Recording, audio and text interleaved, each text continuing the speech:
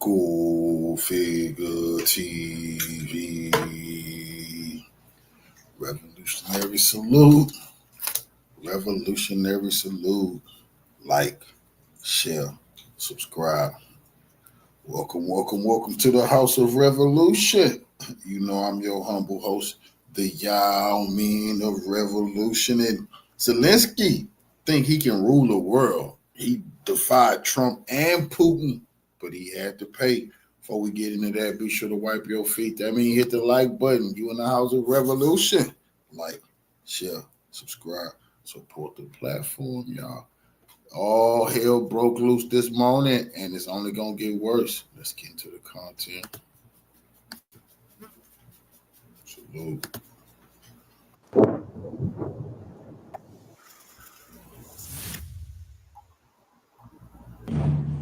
Kiev is rocked by explosions from Russian airstrikes last night on Thursday. Reportedly is one of the most powerful missile attacks of 2025, and even the largest since the start of the war. Footage circulated online on April 24, 2025, showing the moment the ballistic missiles fell, exploding powerfully, and penetrating a major Ukrainian military target in a large-scale joint strike by the Russian armed forces on the night. According to former Ukrainian Air Force officer Andriy Krapchinsky, reported that Russia launched 11 ballistic missiles simultaneously, surpassing the previous record of 10 Kinzhal missiles, used in January 2024. The Slaviangrad military channel on Telegram reported that overnight missile attacks were carried out both on the location of the Western Air Defense System and on the enemy's deployment point in the metro station area of Lukyanovskaya, and the logistics section connected to it was affected. Worth noting, Poland is the route to Kiev and Ukraine by rail.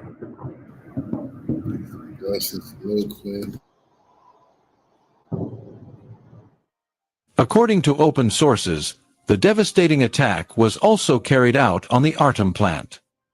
Artem is a military-industrial complex that produces air-guided weapons, anti-tank missiles, instruments and equipment for aviation UAV. Strikes on Kiev, Ukrainian Air Force has confirmed the launch of cruise missiles from Russian strategic bombers. According to the Russian Defense Ministry, overnight attacks involved long-range precision weapons launched from the air, land, sea, and drones. At least 4295 and 32160 in the skies from the Olynia Air Force Base, Caliber missiles were launched from the Black Sea, Iskander, and Garin 3 UAV. The main targets this time are Ukrainian facilities related to aviation, missile space technology, engine building, armored vehicle production, rocket fuel, and munitions production. All of them arrived across Ukraine, and as a result, This is Zelensky's fault. He didn't want peace. He defied Trump yesterday. Trump told him it's the last time now. We're going to have a sit-down. Zelensky came out before the discussions and said, well, they're not giving up nothing. They refuse to. It's not part of it. It's against the Constitution. That's why he's dealing with this type of destruction this moment. Hey, they're blaming Trump, saying he's side with Putin. Trump told him this will happen. The designated targets were hit, the Defense Ministry added. In addition to the very powerful arrival in Kiev, another dramatic visuals showed missile attacks in Kharkov. Local authorities said that 19 explosions occurred in the city. Among the many targets is the Malyshev Defense Transport Engineering Plant, owned by the state-owned Ukroboronprom near the airport, a major Ukrainian defense production site, producing armored vehicles and tanks. The largest attacks were also carried out in Zhytomyr, Dnipropetrovsk, Poltava, Khmelnytsky, Sumy, and Zaporizhia region.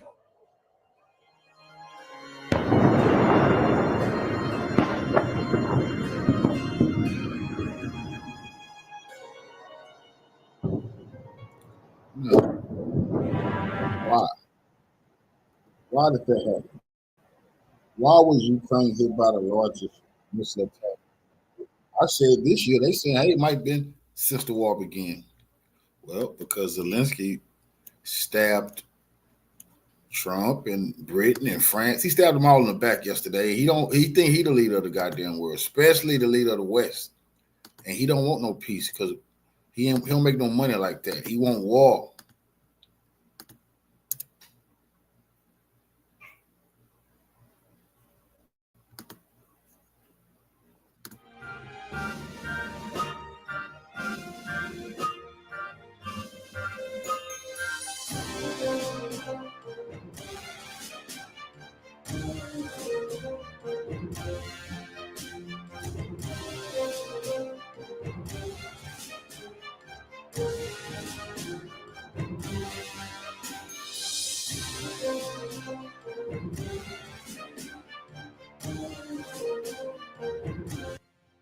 Well, my dear truth seekers, as you can see, the head of the Kiev regime, Volodymyr Zelensky, continues with his stupid actions not only to destroy Ukraine, but also to create discord between Western countries.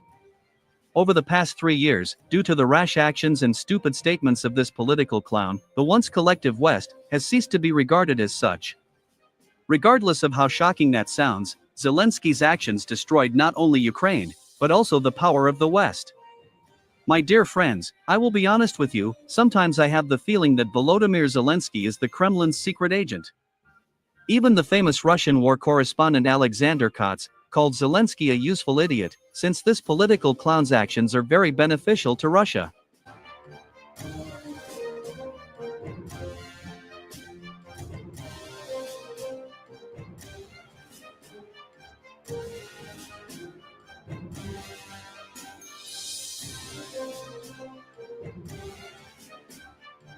Indeed, if we look at the activities of this dead man walking, it becomes clear why the Russian FSB has not yet eliminated him. The fact is that all his actions are very beneficial to Moscow, while the West continues to suffer and weaken. And now, in April 2025, Volodymyr Zelensky has made another stupid decision, resulting in yet another devastating setback for Ukraine's Western supporters. As you know, on April 23, a summit should have been held in London, with the participation of U.S. Secretary of State Marco Rubio, and the foreign ministers of key European countries such as Germany, Britain, and France. European leaders had high hopes for this summit.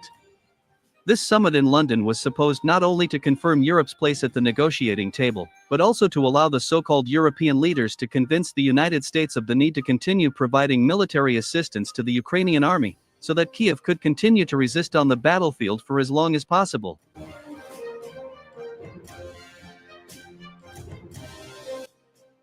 However, unfortunately for European globalists, Volodymyr Zelensky has ruined everything again.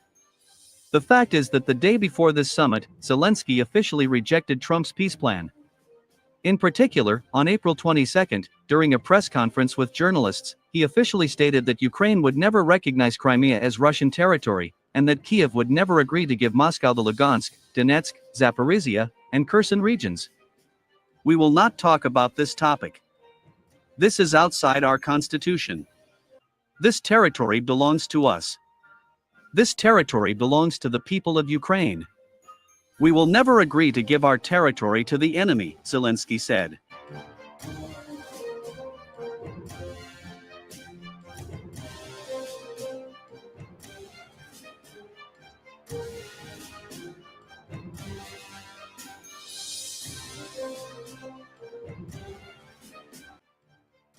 This statement by the head of the Kiev regime produced the effect of a bomb exploding in the United States. President Trump didn't disguise his anger at Zelensky. According to him, Zelensky, despite being in a losing position, continues to undermine the negotiation process, rapidly leading Ukraine toward a complete catastrophe. Donald Trump noted that the situation for Ukraine is critical. However, instead of saving Ukraine, Zelensky chose the path of war. The US president noted that if nothing changes, then in 3 years, a country like Ukraine will cease to exist. Moreover, Donald Trump also accused Zelensky of hypocrisy. In particular, the owner of the White House hinted that Zelensky has no right to talk about the return of Crimea, since this peninsula was lost by Ukraine 11 years ago. If Zelensky truly wants Crimea back, then why did Ukraine hand over this peninsula to Russia 11 years ago without firing a shot? Such statements by Zelensky are a provocation, and cause great damage to the peace talks, Donald Trump said.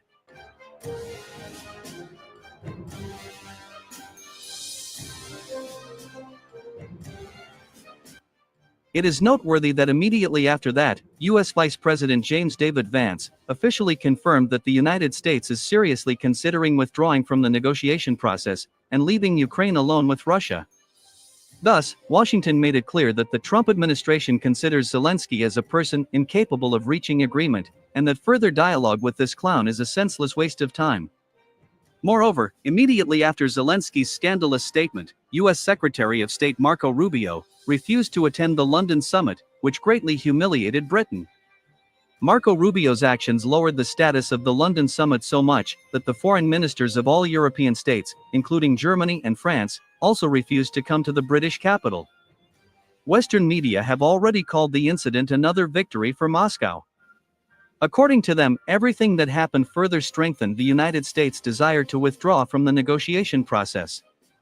At the same time, even Western experts acknowledge that if the United States pulls out of the negotiation process and completely refuses to provide military assistance to Kiev, the Ukrainian army will last no longer than 3 months. Moreover, Zelensky's foolish actions have further strained U.S. relations with the European Union and Britain. It is due to the blind support by London, Paris, and Berlin that this clown has become so brazen that he now challenges even the United States.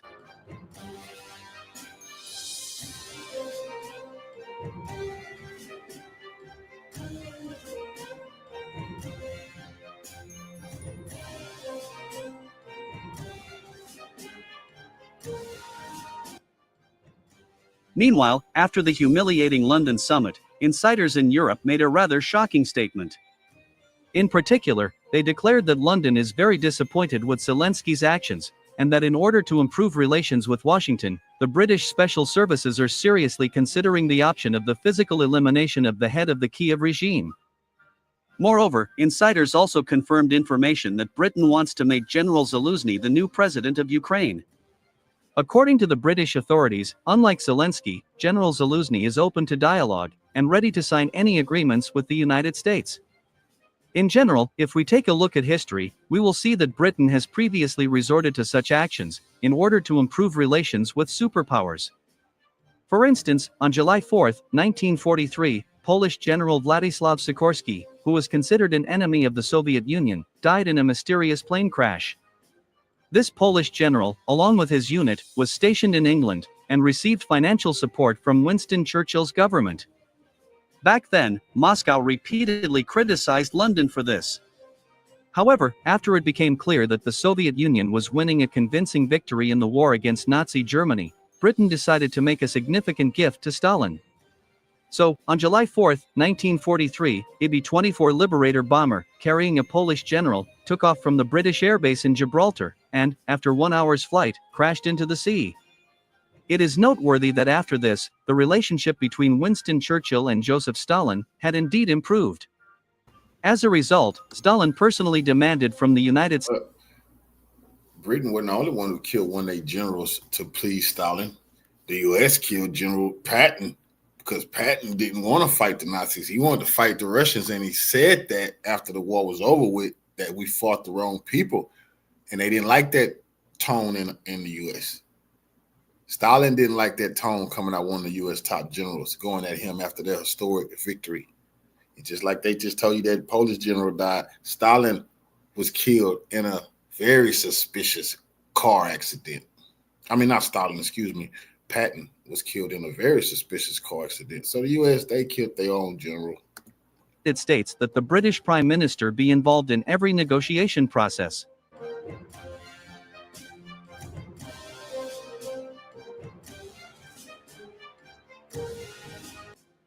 In any case, if London decides to physically eliminate Zelensky in order to improve relations with the United States, these actions will not harm Russia.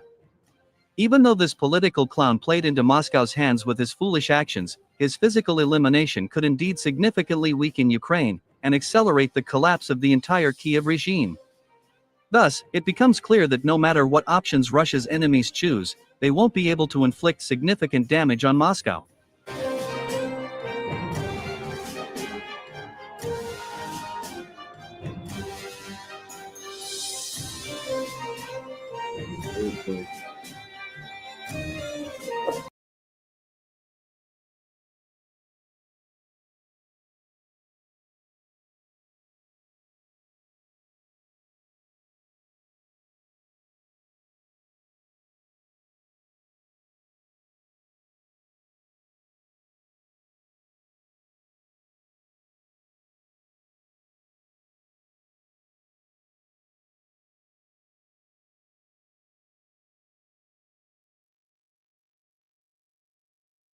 we only target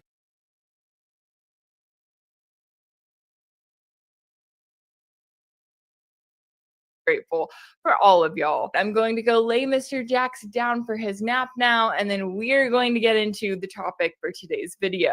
All right, I got the little man his treats for his time on camera, laid him down for his nap, and now it's time to get into all of the latest. And we have quite a bit, as Trump has been very vocal on Truth Social. On Thursday, he posted this status in which he specifically called out Russian President Putin. And in it, he said, quote, "I am not happy with the Russian strikes on Kiev, not necessary and very bad timing.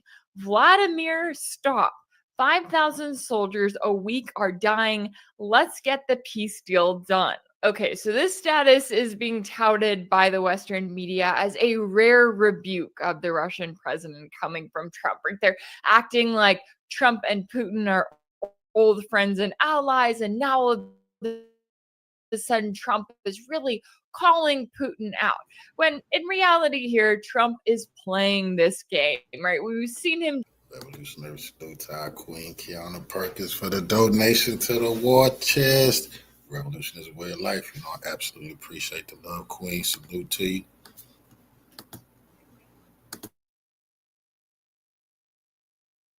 Do this for a while now, even when he was campaigning for office. He just wants the war in Ukraine to end. He just wants people to stop dying. He just wants peace around the world. That's the game that Trump is playing. Now, of course, what he's not bringing up is the role that the US is playing in continuing to enable this war, making this war possible in the first place. He's ignoring all that, but he doesn't need to bring that up because he's just going to keep calling out Russia and Ukraine because they are the ones who are continuing this war, at least in his little world in this game that he's playing. Now, Trump's post followed reports of an hours-long barrage of missiles and drones in Kiev on Thursday, which killed at least 12 people and left dozens of others injured, with Ukrainian officials reporting that multiple residential buildings were hit. Now, at the time of this recording, Russia has not said specifically what it was targeting. I know that in the past, when it has had attacks where residential buildings have been hit, it has said some version of, "We only target military targets. We do not." Yeah, the reason the residential targets get hit is because Zelensky,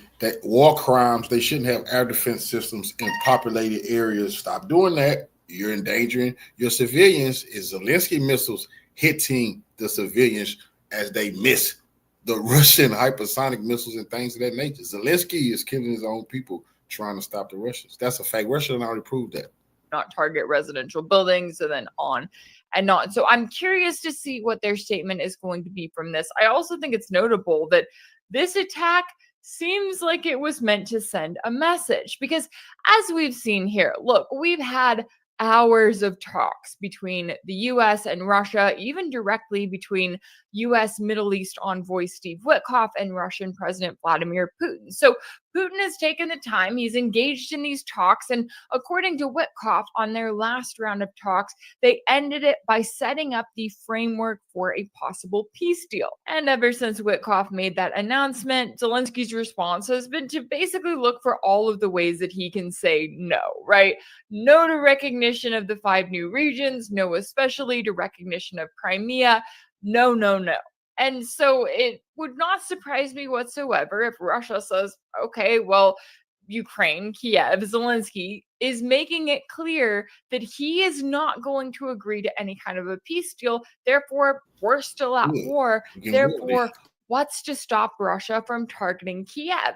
And the US, Trump, they want to act like, oh, you know, how dare Russia target the Ukrainian capital? It's like, well, first and foremost, they are at war. Again, we don't know what targets they were hitting, but this is a war. And the US is actively enabling one side of that war, and they have been for a number of years now. So the US is not an innocent party just looking in on this conflict between Russia and Ukraine and hoping that they can find some way to solve it, which is the way that Trump is trying to present it. And it's been interesting to watch here, because one of these base provisions that Russia has said that they would require is the recognition by Kiev and by the US, and I guess the West as a whole, of these 5 new regions being part of the Russian Federation, that being Crimea, along with Donetsk, Lugansk, Kherson, and Zaporozhye. Now, here's the thing. Crimea obviously has been reincorporated into Russia for more than a decade now, so that's should not be a sticking point. Zelensky's trying to make it a sticking point. But for these 4 other regions, these are the ones that held referendums in 2022 that, yes, they voted overwhelmingly to join Russia at the time. But as it stands today, Russia does not have full control of all 4 of those regions. So I could see this back and forth on why Putin is really making this an issue, saying, hey, we need this recognition because we don't have full control of these regions, but we recognize them as part of the Russian Federation under Russian law. And Zelensky seems to be still thinking that he's winning this war, that he has a chance to, or at least that's what whoever is in his ear is telling him to say. And he's continuing to say no and refusing any sort of workaround. And the crazy part to me is that after we had those talks between Witkoff and Putin, you had Witkoff talking about these 5 regions, right? Well, then the reports that we've seen this week have solely been focusing on Crimea. They've basically said, as if the Trump administration is saying, and yes, this is from anonymous sources. I will note that this is not from Trump directly that we've heard so far. But according to these anonymous sources who are said to be within the Trump administration, they're literally just bringing up the recognition of Crimea, the easiest piece to the puzzle. We don't have to argue over who has control of what. Russia has control of it and has for over a decade now. This should be a really easy thing for Kiev to say, you know what, sure, we're going to give Russia recognition of this territory, but Zelensky can't do that. And so, as a result, he has said publicly multiple times that that wouldn't happen, even saying at a press conference on Tuesday that, quote, Ukraine will not legally recognize the occupation of Crimea. There's nothing to talk about here. This is against our constitution. And I love how the guy who is only still in office because he keeps extending martial law, the guy who banned all of his major opposition and who nationalized the media in his country, he wants to sit here and talk about respecting the Constitution when it comes to Crimea, when the only reason that Ukraine lost Crimea in the first place in 2014 was because of the fact that Kiev was dealing with a Western-backed coup of the democratically elected government, and the new regime tore up the Ukrainian constitution. So I think Zelensky needs to backtrack a little bit. If all of a sudden he's talking about, oh, we need to respect the Constitution when it comes to Crimea. Well, why don't you respect the democracy, the democratic rights of the people in Crimea who, as a reminder, 97% of them voted to join Russia in 2014. And it's interesting to see Trump now coming out and publicly blaming Putin for this Russian attack in Kiev when Zelensky is the one who is refusing even the most basic provisions of a deal. Like, at least Russia said, hey, we have some sort of framework for a deal. Zelensky's version of a deal is forcing NATO directly into this war, right? They want NATO membership for Kiev.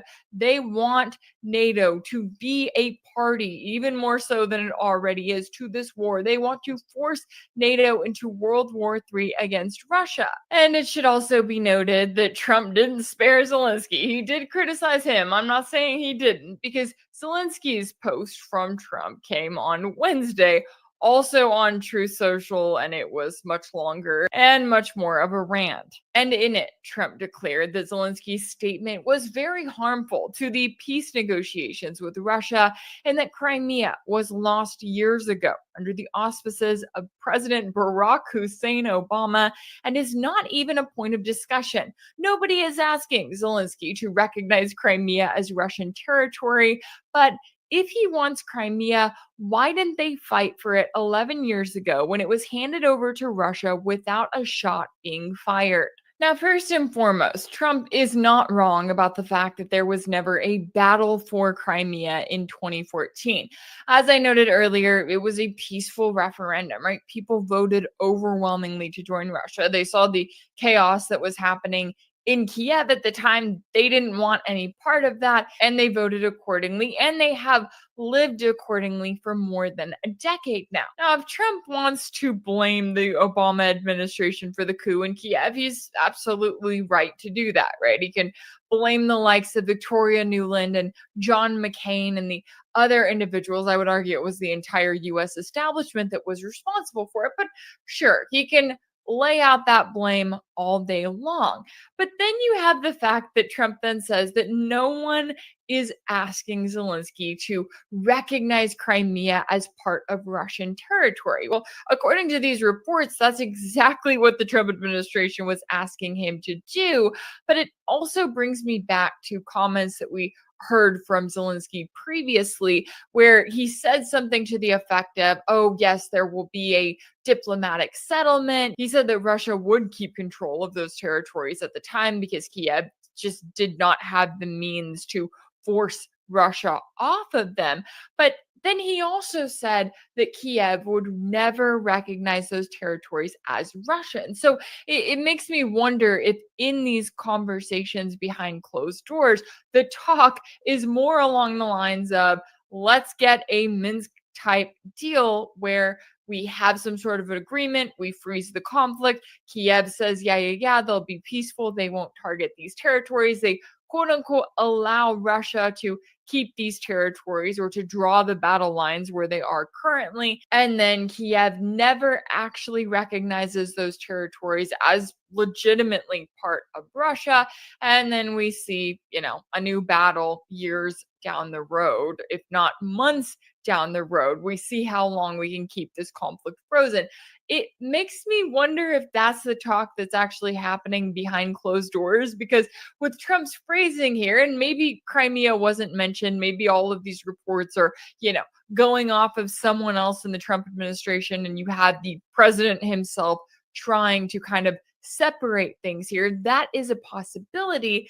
However, I also think it's likely that the conversation that's happening behind the scenes is to the effect of, let's just try to get Russia into a deal. Let's get some European troops in Ukraine and then go from there and prepare for what is going to be the next phase of this ongoing war. Now, the last thing I'll mention from Trump's status is that he goes on to say that Zelensky is prolonging the quote unquote killing field. He keeps bringing up the stat saying that, 5,000 soldiers are being killed a week. I'm not exactly sure where he's getting his numbers, because this is a conflict where you don't exactly have everyone bringing up how many people they lost on their side, right? You have what Russia says about how many Ukrainians have been killed. You have what Ukraine says about how many Russians have been killed. You have the US and its version of it. So I'm curious to where Trump is getting his numbers here, but he's going right back to being the third party here, right? Claiming that, the US just wants a deal, and that's where it begins and ends. And then you have Zelensky's response. And in it, he posted on X a screenshot of the Crimea Declaration issued by former Secretary of State Mike Pompeo in July 2018, which stated that the U.S. would not recognize Crimea as Russian territory, and it called on Russia to give it back to Ukraine. And I get that Zelensky is trying to remind Trump of what happened during his first term, right? The role that Trump played in escalating this conflict, because it wasn't just the Obama administration. No, it was the first term of the Trump administration. It was the Biden administration. And now it's Trump's second term. He is directly involved, whether he wants to admit it or not. But I also think it's a reminder. You look back at all of the ways in which the U.S. has pushed Kiev forward, pushed them towards war with Russia, and done so purposefully. And it's a reminder that it's not like Kiev just picked a fight with Moscow, right? They decided that they were going to pick a fight with their much larger neighbor. No, they are in this because they felt that they had the full backing of NATO. They are in this because that's what they were told to do. They escalated because That's how they were told to act. And the US acts like, oh no, we're not involved. This war would not be happening today in the way that it is if it were not for the US. I would argue we would not see escalation to this point without the US. And Trump loves to say over and over again, this would not have happened if I were in office. And you know what? Sure, you can argue back and forth that we would not have had this exact same war. There would likely still be ongoing fighting in the Donbass. I mean, we would likely still have Kiev, I would expect, as they are right now, targeting the Donbass republics, targeting the people there who had decided that they wanted nothing to do with the new Western-backed Kiev regime. Would we have Russia recognizing those Donbass republics, declaring the start of a special military operation, then holding referendums in these 4 additional regions to join Russia?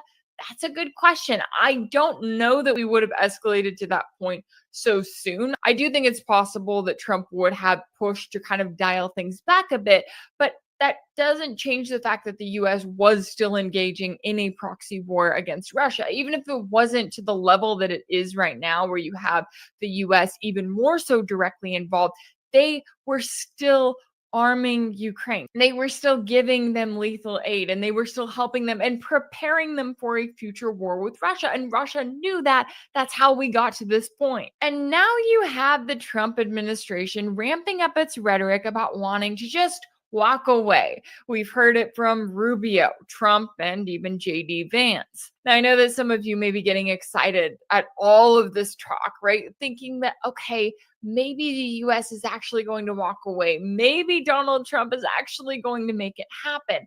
I'm a little bit hesitant as to what he's actually going to accomplish. I will say that much. And that mainly stems from the rhetoric we've heard from other members of his administration.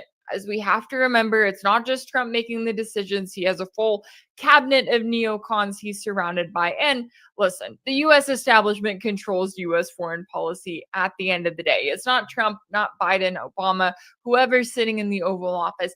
That figurehead doesn't really matter. They may influence certain parts of it, but the train keeps rolling from one party to the next and from one administration to the next. And if you missed it, I would encourage you to go back and watch the video that I posted yesterday, my interview with Brian Berletic, because he brought up a really important point that really rings true when you're looking at the conflict in Ukraine. And that is what we're hearing particularly from U.S. Defense Secretary Pete Hegseth, because he's the one that went before the Ukraine Defense Contact Group in Brussels back on February 12th, and he specifically told them that, quote, the U.S. is prioritizing deterring war with China in the Pacific, recognizing the reality of scarcity and making the resourcing trade-offs to ensure deterrence does not fail. Deterrence cannot fail for all of our sakes. As the United States prioritizes its attention to these threats, European allies must lead from the front. Together, we can establish a division of labor that maximizes our comparative advantages in Europe and Pacific, respectively. So, in other words, while we've seen all of these reports about conflict and friction between the Trump administration and its allies in Europe, what Hegseth is telling them is, hey, we need you guys to take on more responsibility. We need you guys to directly take the reins when it comes to this proxy war against Russia and when it comes to support for Ukraine. Similar language was also found in a reported memo from Hegseth to the Pentagon last month, which discusses plans to prepare for war with China. And it says the Pentagon will assume risk in other theaters, given personnel and resource constraints, and pressure allies in Europe, the Middle East, and East Asia to spend more on defense to take on the bulk of the deterrence roles against threats from Russia, North Korea, and Iran. So this is the U.S. establishment plan. It's been laid out in a number of different cases, this plan to prepare for war with China, to do to China what the U.S. just did to Russia. And yes, that is even though the U.S. did it to Russia unsuccessfully in a number of ways. We have to remember the goal here was to weaken Russia. The goal overall was to destroy Russia's economy, to harm the Russian people. I'm sure that the US had regime change in Russia in mind. Yes, absolutely. But they're also looking at the multipolar world. They're looking at the competitors, and they're seeing Russia as a rising competitor. And so, in the minds of these insane neocons in Washington, they see it as doing what they have to do to try to harm their competitors, to try to pull them back. They did it to Russia. It didn't matter how many Ukrainians had to die. They're still fighting to the last Ukrainian. And for the hawks in Washington, that's enough for them. Now they're looking at doing it to China. How many people are going to die, whether that be in Taiwan, South Korea, Japan, the Philippines, all of these different allies that the US is assembling in the region, ready for war with China. The US is not sending American soldiers to die, not yet, not right now. They are fine with sacrificing their so-called allies. They're fine with sacrificing Europeans in the war in Ukraine. That's what they're building up to next. I know the Trump campaigned on this promise of peace, and I know that, he'll sit there and he'll talk about wanting to end the war in Ukraine, and that's all fine and good. But his speech is not matching up with what his administration is pursuing. And so as much as we pay attention to all of the colorful social media posts and the commentary and hearing people like Trump and Rubio talking about wanting to walk away from the war in Ukraine, we also have to pay attention to what they're actually doing, what they're building up to, and what it means for the future of US foreign policy and the world as we know it. And that's something everyone should be talking about. If anything, in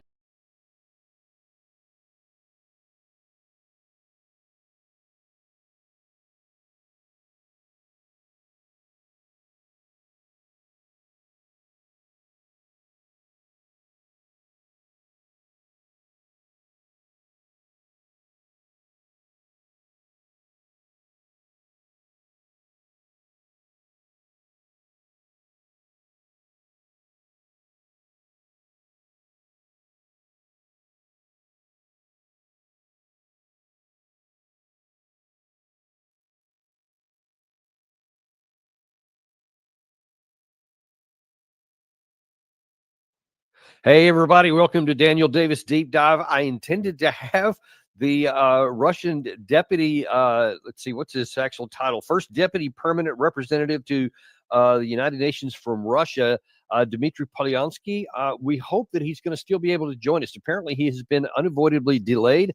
I don't know. Maybe President Putin wanted to talk to him about something. I'm not sure. But he hasn't shown it yet. We're going to go ahead and start the show with a couple of things that are kind of standalone anyway. And I really, really hope that he'll be able to join us here shortly. As soon as he does, we'll bring him right in because we've got some really hard questions for him to address and things that are very, very relevant, even to news that's breaking within just the last couple of hours that we'll be talking about right now. And I wanted to go with that. The Prime Minister of Norway was in town today in Washington and had a visit with Trump in the Oval Office, and they had some meetings in the White House. And as a part of that, like Trump often does, he entertained some questions from the media. Now, one of those questions, not surprisingly, had to do with Russia and the war in Ukraine and what's the situation and the status with getting to an end. Because Trump had said earlier in the week that he thought he would unveil his plan within 3 days and that he expected something to happen this time. Or we also saw Vice President Vance, we saw Secretary of State Rubio, both emphatically said, we're ending the final stretch here. Either we get a deal that everybody can agree to, or we're just going to walk and move on to something else. Because if the gap is too wide to cover and too much even on the US/European side to actually minimize enough to get a deal, then there's no point in even going on. That's what he said before. Today, he was asked, does he have any deadlines? Mr. President, do you have a deadline for when the party? I have my own deadline. And we want it to be fast. And the Prime Minister is helping us. He wants it to be fast too. And I think everybody in this, at this time in NATO, they want to see this thing happen. So we have a deadline, and after that, we're going to have a very much different attitude. But I think that has a very good chance of getting done. So that in context with the other things that he said during the week with the Vice President, Secretary of State, all kinds of officials in the United States, that we're in the last phase here when he says we'll have a very much different attitude on the other side. So right now, Trump is sounding optimistic. He wants to reach a deal. But if he doesn't get one on his deadline that he knows about, then we'll see. He was subsequently asked in that conversation also, would he consider putting in more sanctions onto Russia as a result of this latest strike into Kiev. And of course, the Kiev and Ukraine side is accusing Russia of directly attacking civilians again, though, as you may have seen from our earlier show today when we showed the footage of those drones, at least one of those impacts into a civilian area was because of a malfunctioning air defense missile that Ukraine fired, or else it would just miss and it hit. But in any case, you can see that it was fired from the ground, came up, went down, and hit the building. But of course, no one worries about that. Very few people actually pay attention to what the video shows. And of course, they're saying on the Western side that this was Russia again trying to kill a bunch of civilians. And so the question was, would you sanction them if that happens? And he said, well, we'll wait about a week before we even broach that situation here. What I want to do is get this situation over with. I want to get the war over with, and I want a deal coming in. Which sounds like, in context of his soundbite that I just played there, where he said that he has a deadline, and then that next week he'll decide whether or not he's going to put sanctions onto Russia. It sounds like that it's literally just a handful of days before anything's going to happen. And listen, we just got to look. Gary, if you can actually play that video of Zelensky when he said. When asked, one of the key things that Trump said that he wants is that for his plan to be accommodated, Ukraine has to acknowledge de jure, meaning legally, that Crimea will belong to Russia. Here's what Zelensky said. Україна не визнає юридично окупацію Криму. Ми маємо про що говорити. Це поза нашою Конституцією. Це наша територія. Територія народу України. Ми не можемо просто, а чому би ні? Чого не буде? Мені здається, що... So, if you're President Trump and you have said, okay, I've got a plan. We're going to show you what's been reported as the 7 points of his plan here in a minute. One of the key ones, though, is that you have to recognize that Russia owns these territories here. And the key one is Crimea. And if you have Zelensky just categorically going, nope, ain't going to do it. This is our country. That's the way it's going to be. And if you're going to allow that to happen, then who's in charge of this here? See, that's what Zelensky, I don't know if he doesn't understand, or maybe he does. Maybe he does understand and thinks that he can outplay Trump, that he can compel Trump and it can manipulate Trump to say, I dare you, a double dog dare you to walk. Because I am firm here. I know what you said you want.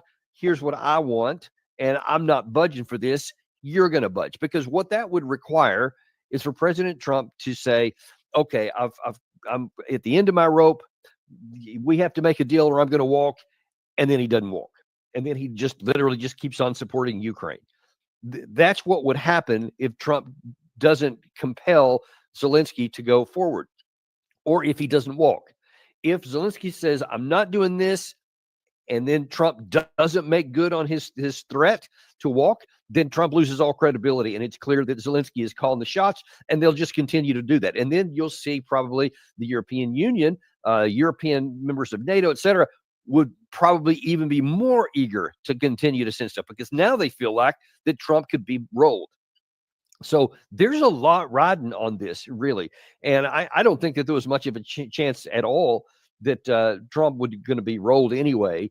But now when you see that you're basically being called out, it's not just that you embarrassed Trump by getting into an argument in the Oval Office a month or so ago, and that you've thrown him under the bus subsequently.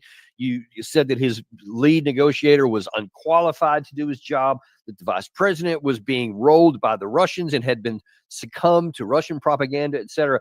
And he keeps saying those things. Then why in God's name would anyone want to support that? I mean, I certainly would never do. If I were in the White House, I assure you, as much as I care about the people of Ukraine, I'm not about to get into a situation where somebody who is detached from reality and unwilling to make the most minimal concessions necessary in light of the truth on the ground, I'm not going to let that guy call the shots that has anything to do with me sending any more of my ammunition or weapons into an empty hole, which will only result in his people dying. That's the bottom line here. So it is not cruel. It is not rude. It is not undiplomatic for President Trump to take this. I argue that it is the absolute best thing he can do for the people of Ukraine. He also mentioned again today that he was motivated by the large numbers of people that are dying on both sides of the line of contact. 5,000, he said, per week. I've seen some reports that it may well be higher, but maybe that's the average. But whatever the number is, he said it's going up, and he said that really is motivating him. If he really does care about the people and that's what he wants to stop, then leaving Zelensky out to dry within days from now is probably the most moral and humanitarian thing that President Trump can do. That goes against the grain of everything that the elite in Washington and certainly throughout Europe want. But I don't give a crap about the elite in those places because they too are largely detached from reality.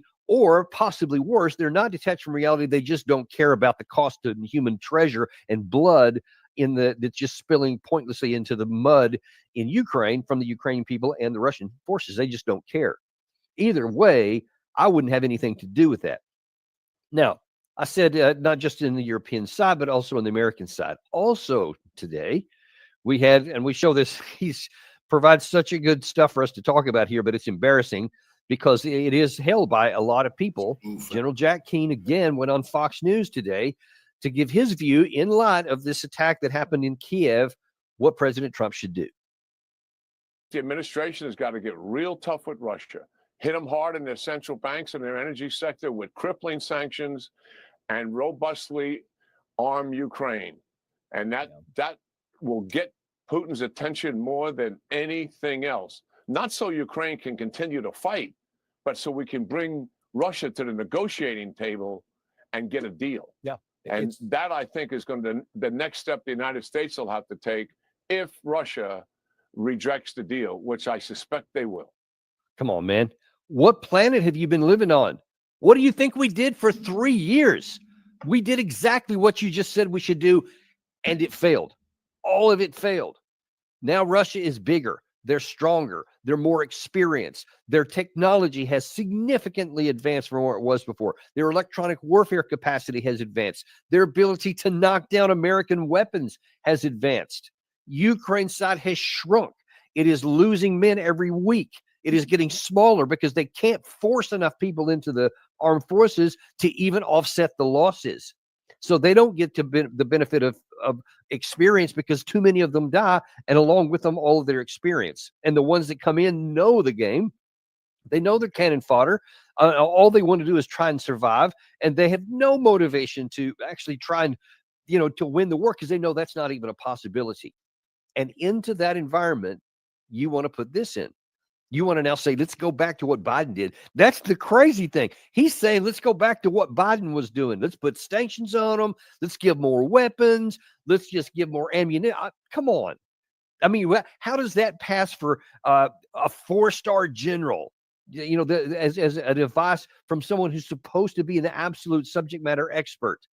When just the basic element, a lieutenant level of analysis, after about 15 or 20 seconds, would show that that's absurd.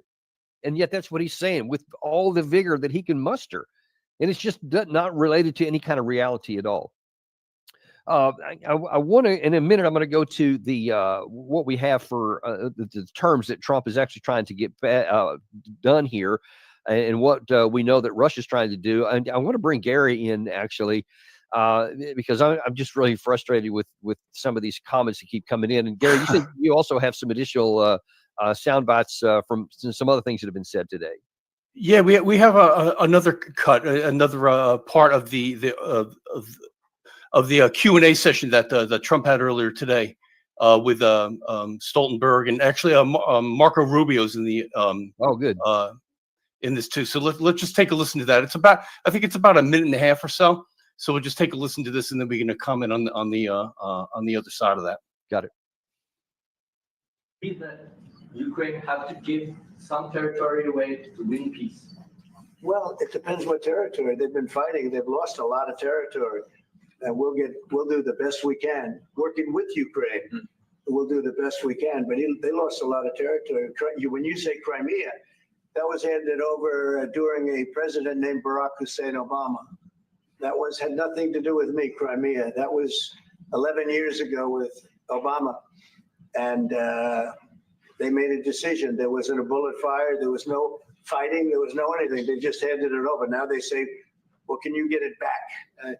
I think that's going to be a very difficult thing to do. That was given by Barack Obama when he was president, not by Donald Trump. Thank you, Mr. President. I At a bomb think meeting, the peace Mr. President. proposal that you put on the table, it's a 30-day ceasefire proposal. The national security team presented it to both Ukraine and Russia.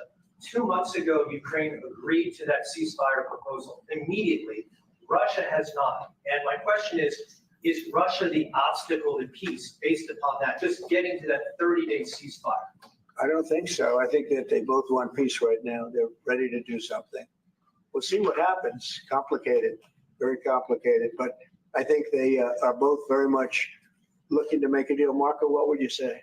Well, first of all, what was put before our partners was options to discuss about things that it would take to end a war. This war is endable. Both sides just have to agree to it. We've shown them a pathway forward. We've discussed those ideas. There was a good meeting yesterday. There'll be good meetings over the weekend. We've shown them the finish line. We need both of them to say yes. But what happened last night with those missile strikes should remind everybody of why this war needs to end. It's horrible those missiles landed. What's even worse is there are today people that were alive yesterday that are not alive today because this war continues. And the president wants to stop it. And everyone should be thanking the president for being a peacemaker and trying to save lives. That's what we're trying to do here. It's not our war. We didn't start it, as you know. But we're trying to end the dying. We're trying to end the destruction. And we've shown the path forward. We can see the finish line, but both of them have to get there. We're going to do everything we can to help them get there, but they have to ultimately say yes. And we are using a lot of pressure on both. You know, if you think we're just in there because we're nice people, and we are nice people, but we're using a lot of pressure on both. What concessions, Mr. President, and to your national security team, what concessions has Russia offered up thus far to get to the point where you're closer to peace? Stopping the war, taking the whole country. Pretty big concession. Man. So there we go. I want to stick on that last one.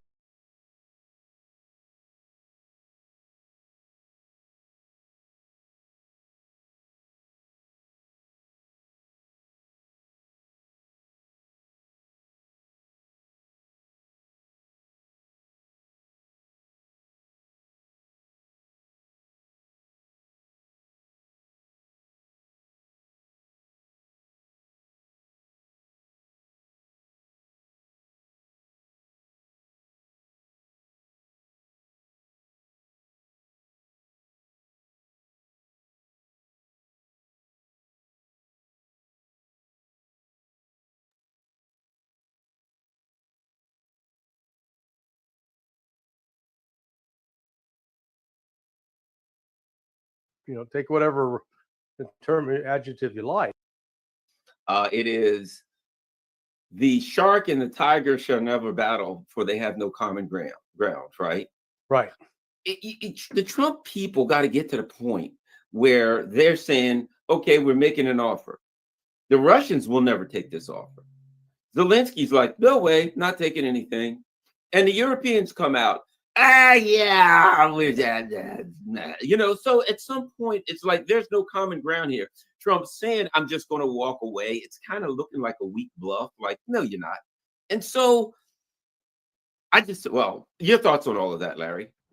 Well, the number one problem is the United States and now Trump pretend that we're somehow a neutral party in this. Well, we're absolutely not. We are an antagonist. We are a contributor to the violence. We are an enabler, a facilitator. You know, take whatever the term adjective you like.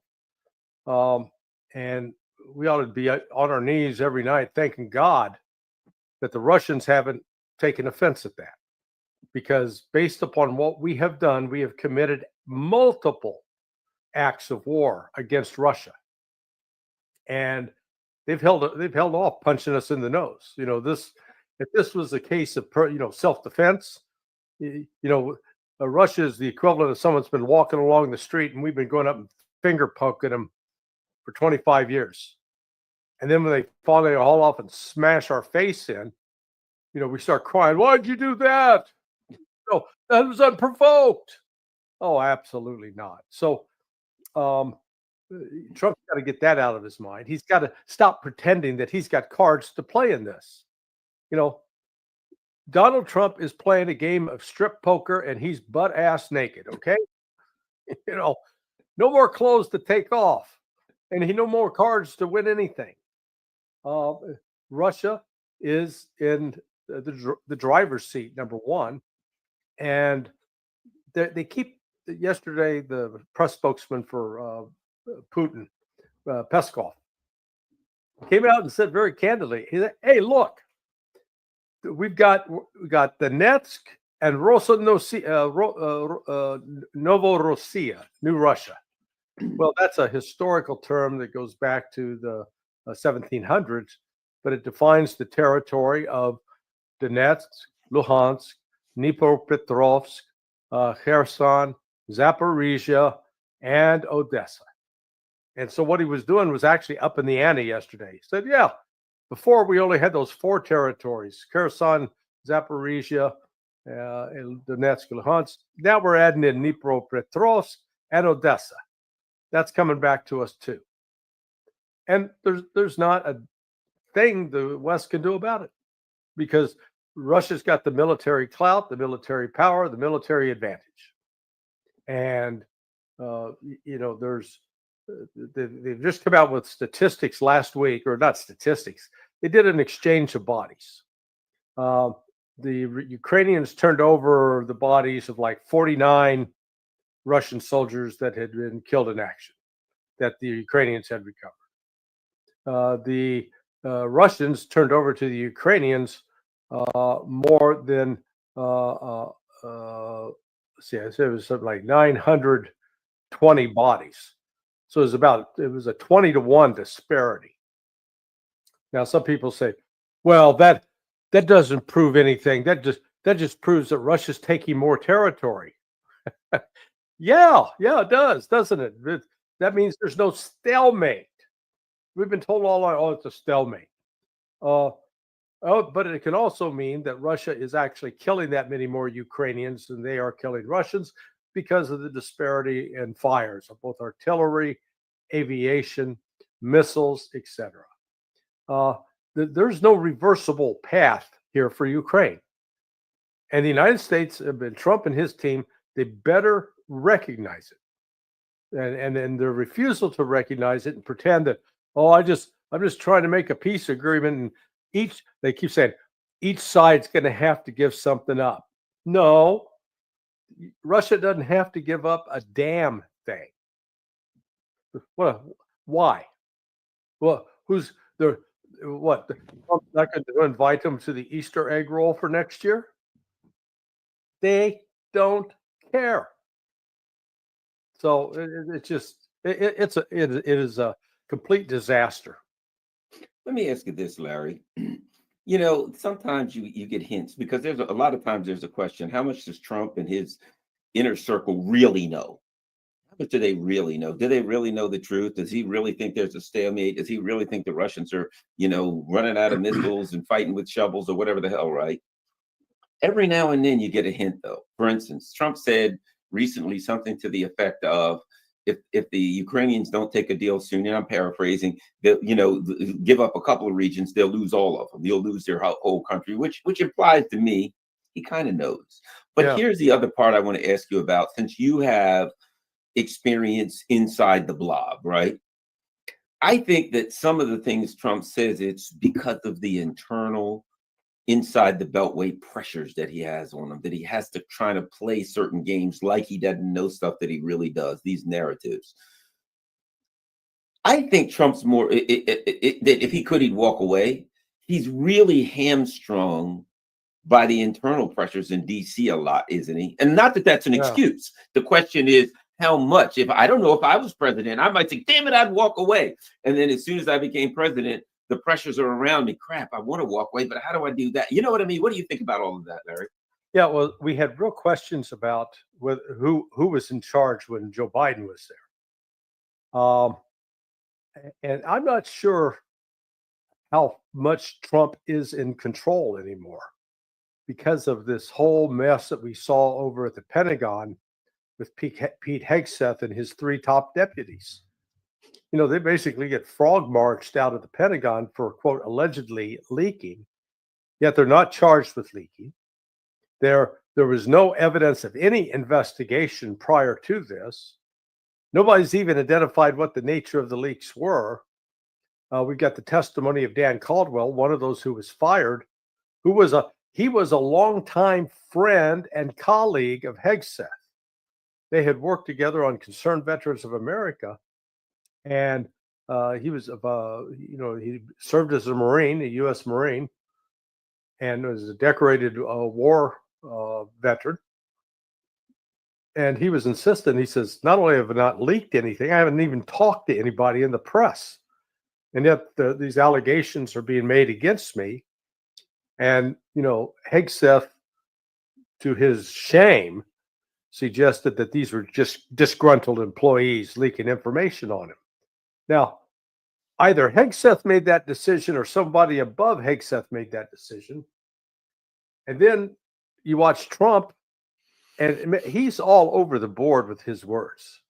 I mean, one minute, he's sending out a tape of Jeff Sachs calling Bibi Netanyahu a deep, dark son of a bitch.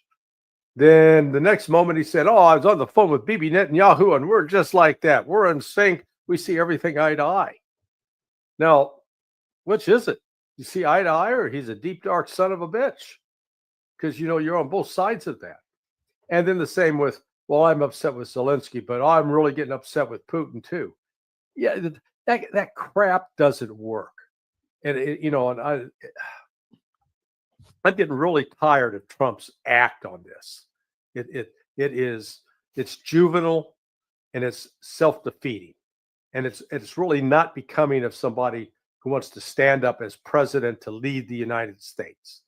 This is like John Belushi on a coke bender in a movie, even though he was allegedly not a huge user of cocaine. It's Trump's comments and remarks, like with Iran. On the one hand, oh yeah, we want to have a deal, and then the other, there's going to be hell to pay. So, I'm not sure who's running things. I think Trump's trying to make some decisions, but there's a lot that supposedly he wants that's just not getting done, and he's getting blocked. And we've got evidence. I saw a video come out overnight. James O'Keefe, with one of his undercover videos, had this branch chief inside the Pentagon saying, yeah, we're going to do everything we can to sabotage Trump. So, yeah, those people are out there too. But, the key ought to be, can we find a peaceful way to solve all of these issues, whether it's Ukraine or Gaza or Yemen or Iran or China, without having to run up to the precipice of war?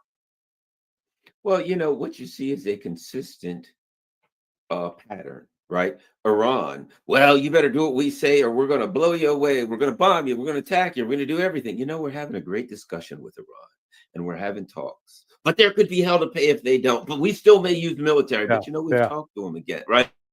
Russia, oh boy, I'm going to solve it in 24 hours. Well, if they don't do what the hell we want, then we're going to sanction them for out of the. But it's in talking to them, they've been then China. We'll fix them. We'll tear them apart with sanctions and tariffs and everything. Well, I talked to Xi Jinping and things are going good. But and it's like, are you taking people on an emotional roller coaster? What happens is this. After a while, it's like the guy that keeps thinking like he's going to punch somebody. He's going to, jumping at you like that. Yeah. At first, the person will jump. Hey, man, what are you doing? And after a while, they'll be like, dude, you ain't punching nobody. Come on, move on. and it's kind of like he's doing it with everybody. I'll do this. I'll get you. We're friends. I'll get you. We're friends. And I'm like, it's just start. I'll go back to back in the 80s when we were young, the kind of terms they call somebody. Dude, you're spastic. You're a spaz. He's coming across as spastic. Yeah. Well, that jumping forward movement, there comes a time you keep doing that, you get punched in the face yourself. You get your nose flattened or your jaw broken. And it's really tiresome. I mean, it's more than tiresome. It's counterproductive and it's dangerous, because look at the mess Trump has got now with China. And it looks like they really believed they could put these sanctions on China, humiliate the Chinese, and that Xi Jinping would come crawling like some dog begging Master Trump for some relief. And the Chinese are saying, not just no, but hell no. I mean, they are defiant. Then they're taking the attitude, we don't care if we suffer. We're not going to drink from your cup. We may be dying of thirst, but we ain't drinking your water. And Pepe Escobar has just spent a week over in Shanghai, and now he's in Hong Kong. But his report was, hey, this has united the Chinese like nothing he's seen, and they view it as a direct attack upon China. And again, it's once Trump overestimating the cards he thought he could play, and the Chinese hold more cards. So it's like, if you just don't walk into an unknown bar and pick a fight. You want to make sure that the bar owner and the family members of the bar owner are your friends before you start that fight, because otherwise you could get yourself in a world of trouble, which is what Trump is doing. Yeah, here's the other part about China. I've thought about this. The U.S. has been putting missiles around China, missiles in Japan, missiles everywhere, literally saying we're going to go to war with China by 2027, all this kind of stuff. So if you're China, you're like, man, these guys they're prepping to, attack me. Okay. If I'm China, I've been looking for a way to weaken you. I've been like, how can I they want to attack me? I need to weaken them any way I can, right? I need to make it harder for them to attack me. So you do that, and China says, look, we're cutting all of these rare earth minerals that you need for your military industrial complex, right? Oh crap. Okay, we'll make a deal. What happens if China says, oh yeah, but you ain't getting them. We're not going back to that. You're not getting them. China says, you know what? We're not buying beef from you anymore. We're not buying soybeans. These are farmers, hardworking farmers. And all of these darn farmers, the people that make this country, make the world go round, right? These farmers are saying, hey, we're losing our beef and cattle and soybeans. Okay, what happens if the U.S. says, okay, we're going to make a deal, even if they come and bend the knee and say, you know what, we were wrong. Sorry about that. We're dropping all the sanctions. China says, good, we'll go back to everything. Oh, by the way, we found other sellers. So we're not, the sanctions will go, we got a great sanctions deal, but those things that we used to buy from you, since we've found other people to sell them, we're just going to stick with them. We're not going with Boeing planes anymore. We're building our own. We're buying them elsewhere. If China says, look, notwithstanding our deal on the sanctions, the decisions that we've made to stop selling you things and stop buying from you are going to hold. If I'm China, I'm thinking, you're the one telling me you got to attack me by 2027 or 2029 or something. I ain't doing you no favors. And if I'm China, I'm just saying that's the danger that he's set up. Yeah. It's like it's that classic story by a Russian poet where early on he saw that this one young lady was attracted to him, and he rebuffed her because he thought, you're sort of lower class, you're not my type. And years pass, and he comes back to the city of St. Petersburg, and he sees this incredibly gorgeous woman, and she's cultured and she's refined, and all of a sudden he's enamored of her. Well, it's the same girl that he had rejected years ago, only now she's married to somebody else. And she basically says, go pound sand. You had your chance. That's exactly what's taking place right now with China. because you had it exactly right. Those soybean farmers, those cattle farmers, I bet you they voted for Donald Trump. And man, he just bent them over the log like Ned Beatty in the movie Deliverance. And they're squealing. And you're right. When, China's not going to go, oh, okay, you apologize. Let's get back together. Anybody that's been through a bad breakup, no matter if the offending party comes crawling back and begging and say, okay, hey, I'd like to make up. I'm sorry I beat you up. I'm sorry I tore up all your clothes. Give me another chance. I'm a good guy. The United States is acquiring a reputation of being, those folks are crazy. You can't trust them. They're unreliable. They're all over the board. I'm sitting on sort of pins and needles again this weekend, waiting to see what happens in Oman when Steve Witkoff sits down with the Iranians to talk about, is there a deal we can get to where they're going to come out and claim, oh, Iran's not building a nuke. Well, Iran hasn't been building a nuke, but, we got to now reinvent it and pretend that they were, so that Trump can pretend that, oh, I stopped them. Whereas if he just stuck with the JCPOA back in 2018, it would have stopped them then too. But, didn't do that. So our reliability as an international power is in real question these days.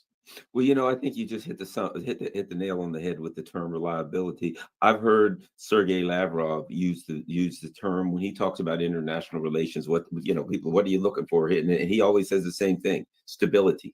That what most countries want is they want stability. That was what I just said about the beef or whatever. Look, you got 1.5 billion people that's got to eat, right? You got to make Kung Pao beef, delicious stuff, but you need beef. You need a stable supply of beef. So now you need soybeans. Oh man, lots of stuff you make with everything's got soybeans in it these days. You need a stable. It's just like your supply chain of whatever it is, aluminum, you name it, right? If you're running a country with 1.5 billion people, those people expect stability. You got certain things they want to be able to go to the store and I got to get this. I got a factory, I got to get this. These are the things they need. To me, once you do what Trump did and you say, okay, we're going to, block you from it, we're going to not sell you anything, you can't get that stability back. So now if I've got 1.5 billion people and I'm in charge of this country, I say to other countries, I want somebody that can give me a stable supply of beef. Even if the leaders of this country disagree, if we get mad, we hate each other's guts. If I drop dead and you get a new leader and you don't like him, you can sell us 1 million pounds of beef a month and we'll pay you whatever market price is that we agree on. That's all I want. Notwithstanding the discussion about the U.S. trying to go to war with China or not, the stability of your supply chains for food. If I'm China, I got to stay with the new people and say, well, you know what I mean? That's the other point. Nobody looks at the U.S. and says stability. Nobody's buying our T-bills. Oh boy, that's a nice stable investment there. We have lost. We were coming across as an unstable country in the eyes of the world, economically, militarily, diplomatically unstable. Yeah, not only unstable, but a little bit crazy, and in a violent way. You know what? We really are that that abusive boyfriend or abusive girlfriend who's always bringing out the baseball bat, the knife, the gun, and creating some mayhem and some danger. It was like listening the other day. This spokeswoman for the Israeli Foreign Ministry was talking about how bad Iran's a threat. They're attacking all these countries in the Middle East. I'm going, lady, look in the damn mirror. You guys are the ones that are bombing in Beirut. You're the ones that are bombing southern Lebanon. You're the ones bombing in Syria throughout. You're the ones that are attacking the Houthis, blowing up their port. Don't give me this thing that you're the innocent victim. And here's the United States. We got a bigger, bloodier, longer track record than Israel in this regard. And so, I firsthand, I came across a woman in Panama. This is like 25 years ago. and I was doing investigations on product counterfeiting. And we were looking at this one little port. It's up in Cologne, the northern part. It's called Coco Solo, the lone coconut. And it's where all these boats, they're called costales, coastal boats. They sail close to the coast, but they're loaded up with all this counterfeit and gray black market merchandise shipped to Colombia. And then they wind up in these black market, gray market zones inside the country that are called San Andresitos. So anyway, one of the women working at this port, we got in a conversation, and she started describing to me the death of her 2 children that were killed by U.S. soldiers when we attacked Panama back in 1989. Now, this was 11 years after that. Needless to say, she was still suffering from that, and she didn't express hatred towards me, but not a lot of love towards America. And, that's just that one case of that one woman, man. I'll multiply that by millions, by the Vietnamese, by Cambodians, by Libyans, by Syrians, by Iraqis, by Somalis, by Afghanis, by Serbians. The list goes on. And we keep going out.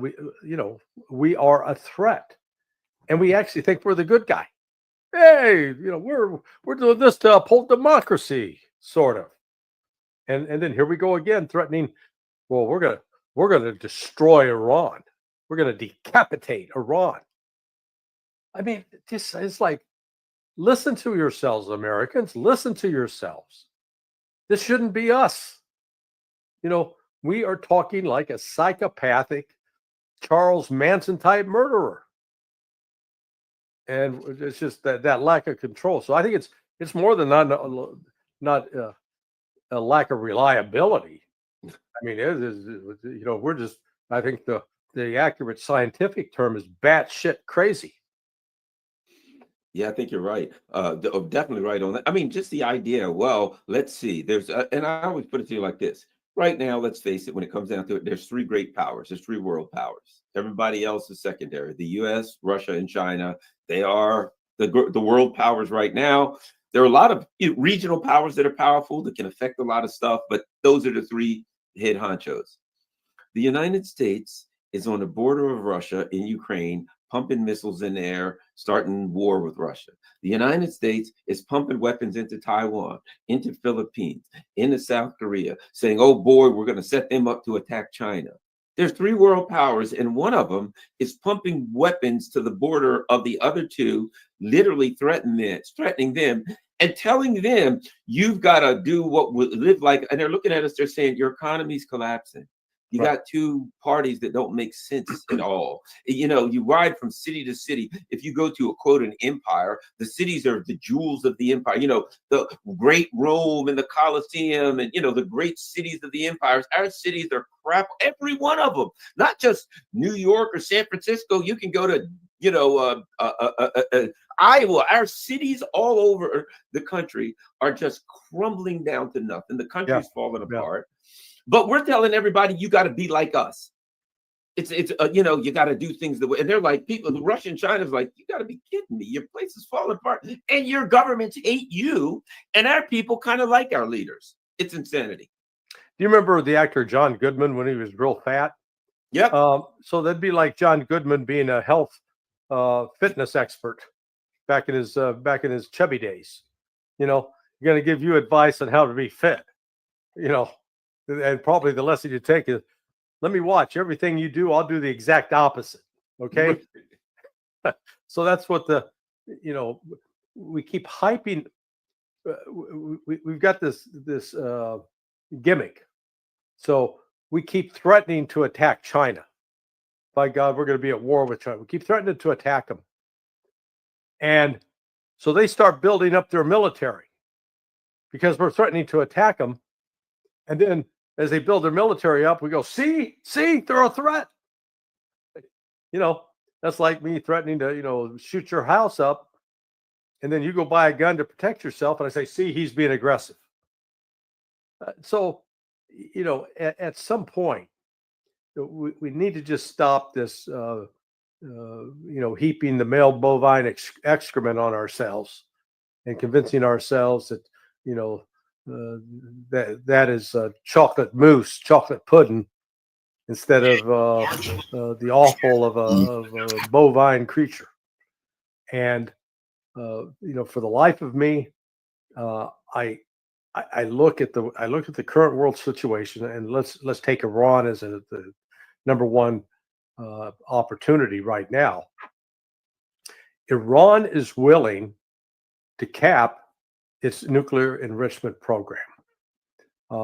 They've upped it now to 60%, and they can jump it up to 90%. That's where you start producing enough uranium material that can be used to build an actual nuclear weapon.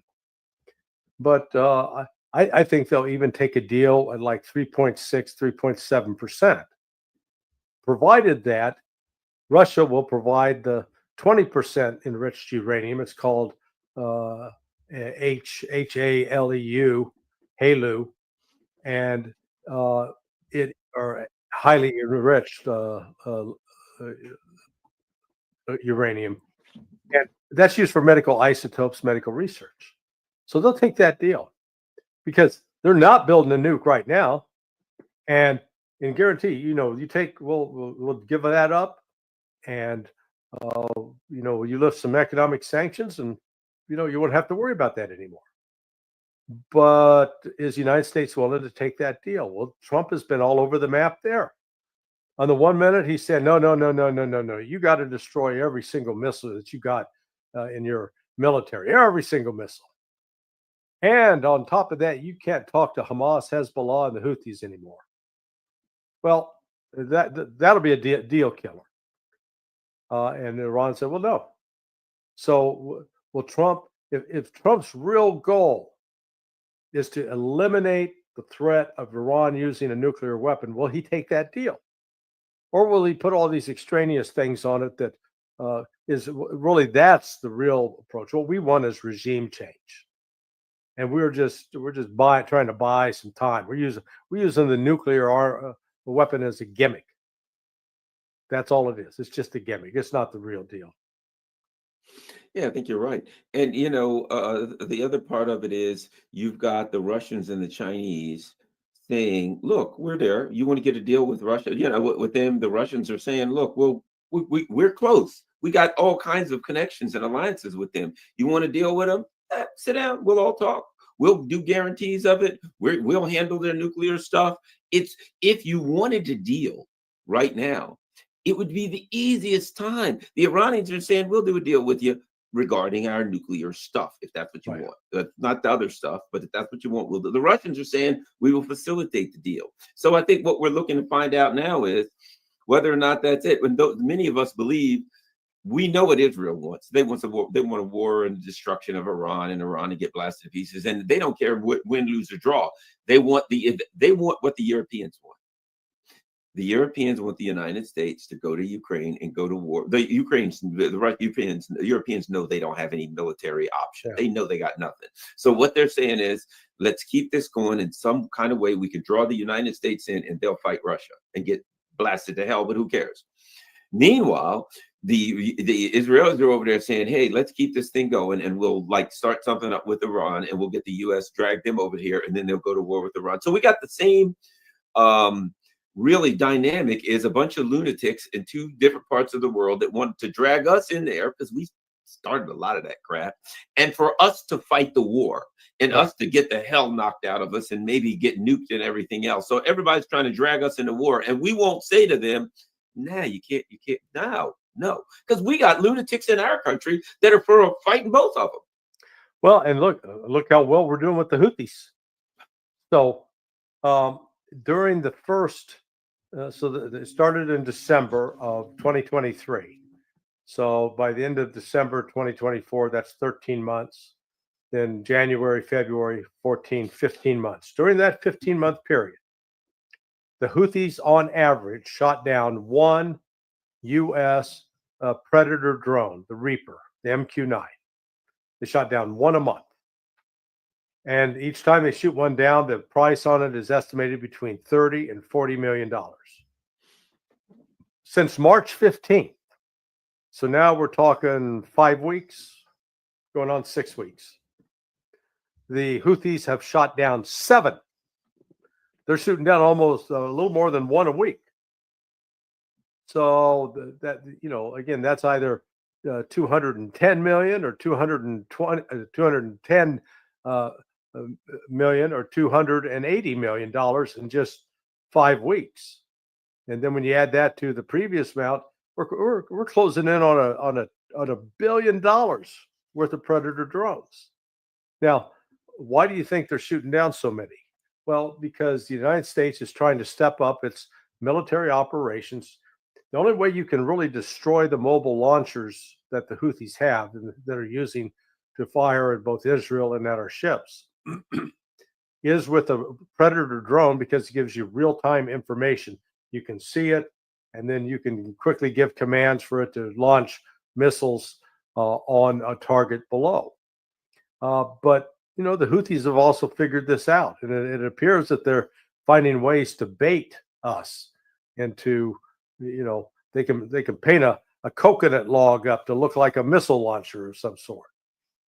And so despite we've run over 600 sorties, bombing sorties in Yemen since March 15th, and the Houthis haven't run up the right flag. So that's why I say this notion that, oh yeah, we can just magically go in and we're going to bomb the stuffing out of Iran, and man, they'll give up. They'll be crying, saying, "Oh, we surrender." We can't do it to the Houthis, and Iran's actually got a much more robust military capability. They've got an over-the-horizon radar that reaches into Israel. They've got air defense systems that can engage planes outside of their national boundaries. And we got some big ass buster bump and bunker bombs, but the planes actually have to be able to fly somewhat over them to drop them. And if we put any B-52s in the air over Iran, they're going to get shot down. So we got to stop pretending that we're Superman. We're I've likened it. I think we talked about this last week when you're a kid, you're 8 years old, you're watching Superman. You say, "Man, I'm going to tie that towel or bed sheet on my neck, and I'm going to jump off the building and be able to fly." Fortunately, I only tried that off of an 8-foot shed, okay? Because gravity caught up with me real quick. Well, that's exactly what's going to happen to the United States if they're foolish enough, stupid enough to decide, yeah, we're going to go along with Israel and we're going to attack Iran. Cue up the Jim Croce song. You don't tug on Superman's cape or spit in the wind. And you certainly don't go bombing Iran when you can't even lick the Houthis. Yeah, I think you're right. It would be, I would imagine there are people in Trump's inner circle telling him that, even though there's people that are saying other things. I imagine there's people close enough saying, "Dude, if you do this, it could go really, really bad." Let me ask you this about what are your thoughts about the position that people say the Europeans, and I don't say the Europeans, there's a very small faction of the European elite, ruling elite, who are like, "Oh, we're all with Zelensky. We're riding with Zelensky all the way, and we're going to do it's us and Zelensky against the Americans," right? Yeah. Now, yeah. I watched a video from a guy in London the other day, and he was just a regular guy saying, "If these people think we're going to go to war and fight for them in Russia, if Starmer think no, he won't. We'll turn around and we'll come to London and we'll." And I'm thinking, dude, if you try to draft a bunch of people in the UK, as bad as their economy is, and say you're going to go die in Ukraine, they'll overthrow this country and burn your city to the ground. I mean, the young Brits are saying that stuff, Yeah. So we got people like Macron and Starmer and these people who have like 14% approval rating saying, "I'll take my country into Ukraine to fight. We're standing with Ukraine no matter what." And they can't even hold on to power themselves, barely. I mean, they got to cheat to hold on to power. So it's weird how long can they keep this charade up? Because if there was a vote, most of them would be gone next week if there was an honest vote. Yeah, well, they keep pushing the envelope, and they keep spending the money they don't have. And when the economic collapse comes, and it's coming, there's no way they can avoid it. They're making all the wrong choices. Then the chaos will be unleashed. I think England and France in particular are in particular jeopardy, as is Germany. So there's no economic strength among any of them, and the political divisions are deep, and the societies are fractured. There's no consensus at all. I think the precipitating, the split up will be over the economy, and that we're right now dancing on the edge of the knife anyway, as it is. What are your thoughts on the tariff, the whole tariff thing? I've heard. I'll give you one thing I've heard. I heard one person say an interesting. They said, "Well, with Trump, it was they did it. This whole tariff thing. It was because the question is, was it all about getting China, or was this all the rest of it a head fake so they could really go after China?" That's one school of thought. Another guy said, "Look, there are people that think this. They did it, and while there were errors in it, the neocons then grabbed the ones for China and said, okay, let's triple, double, and quadruple down on this," so that the neocons grabbed the stuff to go after China and said, let's use that and push it to try to go after China. Well, needless to say, it's all crumbling on them. But anyway, what are your thoughts about this whole? Are they really true believers? Did they really think this crap would work? And where are we now? Your thoughts on the tariffs? Yes, well, let's answer the last first. As far as, yeah, there are true believers, Peter Navarro, some other, I'll call them economic midgets, that genuinely believed that by imposing tariffs, it would force China to its knees, force China to surrender, have to deal with us and negotiate. People just didn't sit down and think this through. Because let's start with ask the simple question: what products, goods, or services do we produce that China cannot live without? Maybe some lithograph machines that are used to produce for printing chips, computer chips, but that's about it. Turn the question around.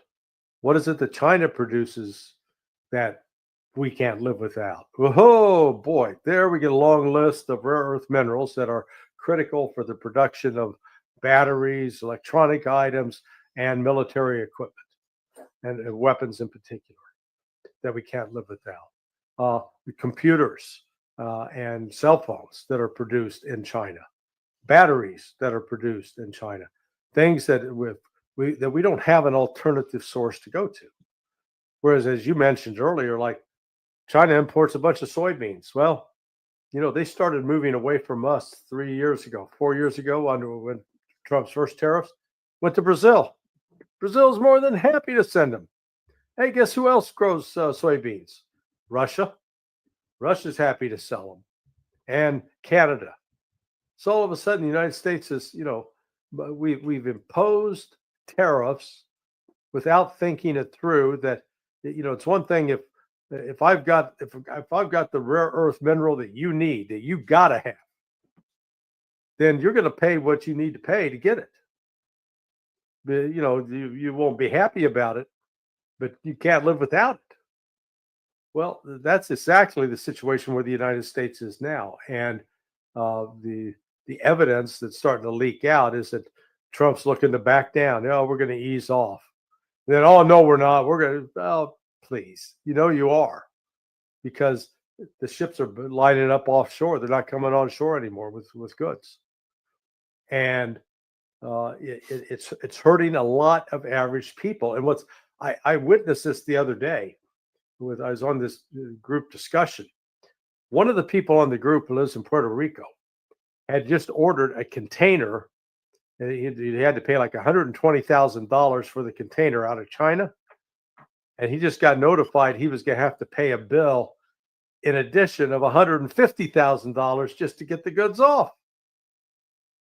And there was another person on that call who said, "Oh, well, you just don't understand. This is not a tax." And he goes, he says, "Bull, it absolutely is a tax. I've got to come up with this cash." This was this will go down in the history books as one of the stupidest things that Donald Trump ever did. This is a total self-inflicted wound. Because he got all this fixation. You're well read. You've read a lot of history. I'm pretty well read. I don't ever recall reading anything about McKinley, President McKinley, and his great economic programs. He was sort of an afterthought. He was not. You weren't thinking, man, God, why didn't they put McKinley's face on Mount Rushmore? None of that. And our economy was totally different then. Yeah. You can't say, you know what? Back when they had wooden ships, they used to use this particular military tactic when they were fighting the Spanish Armada. Therefore, I'm going to take this Arleigh Burke destroyer and utilize the same. They were taking like 5 knots in the wind back then. Yeah. We're going to fire cannonballs. We're going to go to cannonballs for all our ships because, hell, they worked for the British back when they attacked. No, and that's this concept that I can go back to a time when things were completely different and use similar tactics that, quite frankly, didn't work then, but I think they worked.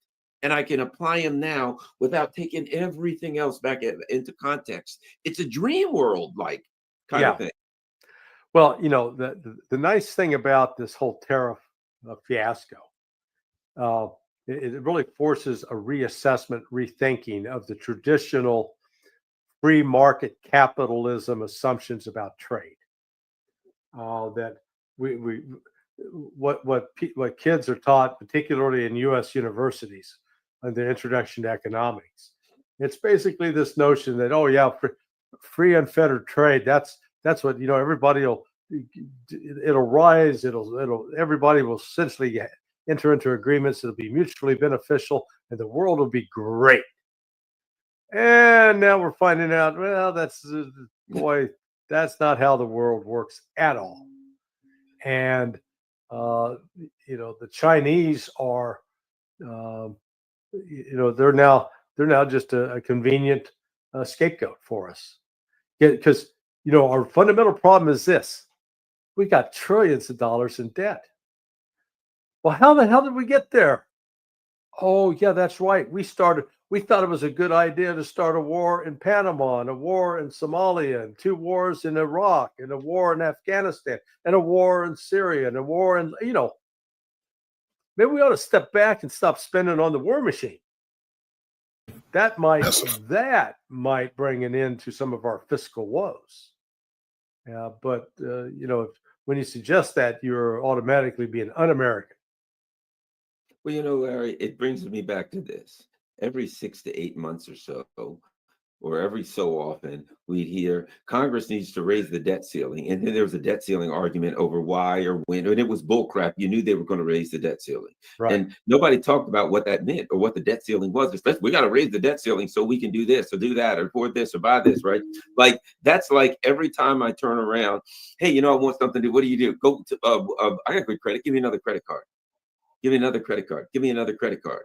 And I just keep getting in. Next thing you know, I got a stack of credit cards that looks like a 52 card deck of cards. And I'm just getting, at some point, I'm now using credit cards to pay off credit cards. Yeah. And now that thing is spun out of control. And it almost appears to me, the things we're doing, they're driving up the interest rates. We owe so much that we are rapidly approaching the point where we're going to have to borrow to pay. And at that point, when you get to that point, the rest of the world looks at you and says, I ain't buying T-bills. I'll put it like this. If I get to a point where I got to get credit cards, I got to go out and apply for another credit card. What are you going to use that for? To pay another credit card? Nobody's going to give me a credit card anymore, are they? Yeah. They're going to know, hell, this is what do they call it? A Ponzi scheme, right? We're getting to the point. When we get to that point, people ain't going to buy treasury bills. They ain't going to invest a dime in the United States. We're just going to be sitting there reaching, trying to sell, trying to get more credit to pay off the old credit. And you're not going to be able to do it. And the whole Ponzi scheme falls apart. And I think we are like on the verge of that. And might I add this? And Trump comes in acknowledging that, saying, okay, that's where we are. I understand. We got to we got to do this. Oh, we're going to fire employees. We're going to do this, all these things. And then he increases the bill by the Pentagon's pension by $130 billion. Yay, we're up to $1 trillion now. And I'm like, you idiot. You said you knew that was the problem. And now you're bragging that you're going to double down on stupid. Yeah. No, it is. I guess you can ascribe it to economic illiteracy. But Trump's refusal to grapple with the fact that nothing, I've heard so many people say that, oh, America, the world cannot live without the US dollar.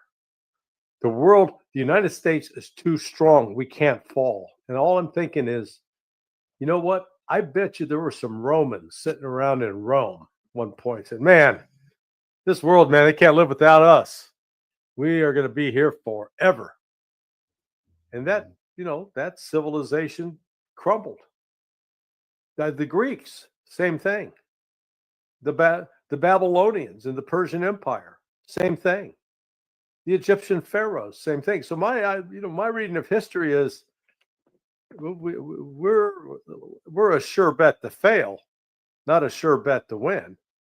And particularly when we're making choices like we're making, that instead of saying, let's figure out if we can actually live together with other countries without threatening them.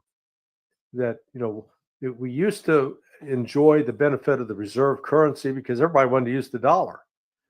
But man, the moment you start using that dollar to threaten you and to sanction you, you do this or else, people say, I can't afford to be dependent upon that anymore.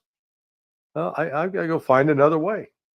It's like, I told the story before of I was still 18 living at home, and my dad and I had a disagreement over the length of my hair. Believe it or not, my hair was shorter then than it is now. And he said, you get a cut or you get out. I got out. He was shocked. My mother cried for a month. But I'm glad I did it. I look back with no regrets, because there's something that comes from breaking away from a dependent relationship where you set yourself up and say, I'm going to be independent. I'm not going to be relying upon these clowns anymore. And that's what the United States is trying to foster, a codependent relationship. We want people dependent upon us, so that we can tell them what to do and when to do it and how to do it. And if they don't do it, we can punish them. And the rest of the world's waking up. China and Russia have awakened to that, and they go, wait a damn minute, man, this is not going to continue. And I can't tell you the number of senior American pundits, so-called smart people in foreign policy. They really believe that Russia doesn't want to be under the thumb of China. And so we got to feel out how to peel off Russia from China so that we can attack and weaken China. And then we'll take care. Once we get China out of the way, then we'll go have our way with Russia. And they think that the Russian and Chinese are too stupid to realize that. No. They've caught on. So they go, no, we're not playing that game anymore with America. The day of you being the colonial master, that's over. We ain't your slaves. Yeah, definitely. I'm with you on that. I think that's where those countries are. And the other part of it is this: when I hear this a lot in the rhetoric of our so-called leaders, right? Okay, if you got a football team and you lose all your games, right? You can blame it on the refs. I've been cheating, but they cheated you 16 games in a row and you lost all. You can blame the other team. They're doing things. Okay. But at some point, don't you want to maybe we need a new quarterback, we need new coaches, we need a new general manager. We must improve. Maybe our guys need to work hard. We need to do some things to improve our club. Right. What I don't hear from the U.S. is, look, if you look at some of these schools, they were built in the 1940s and 50s, and they're like the windows are falling out of them, right? We need to do something about our education system. We need to look at our education system and make sure that we have the highest tech education, that when the kids go to the school, all of the satellite stuff, like, oh, you go in China and they got like satellite screens and things in the schools that the kids are learning from, computerized. The kids are learning in the school how to do computerized stuff. And we don't even barely have computers or a desk, right? That you say, we got to revamp our system so that we can put out the top schools. We need to do something about, heck, if we built factories, our electronical grid couldn't supply them with enough electricity because they did everything and go down. That we won't do is look internally and say, we got to spend some money fixing our team so we're a better team, so we're better able to compete.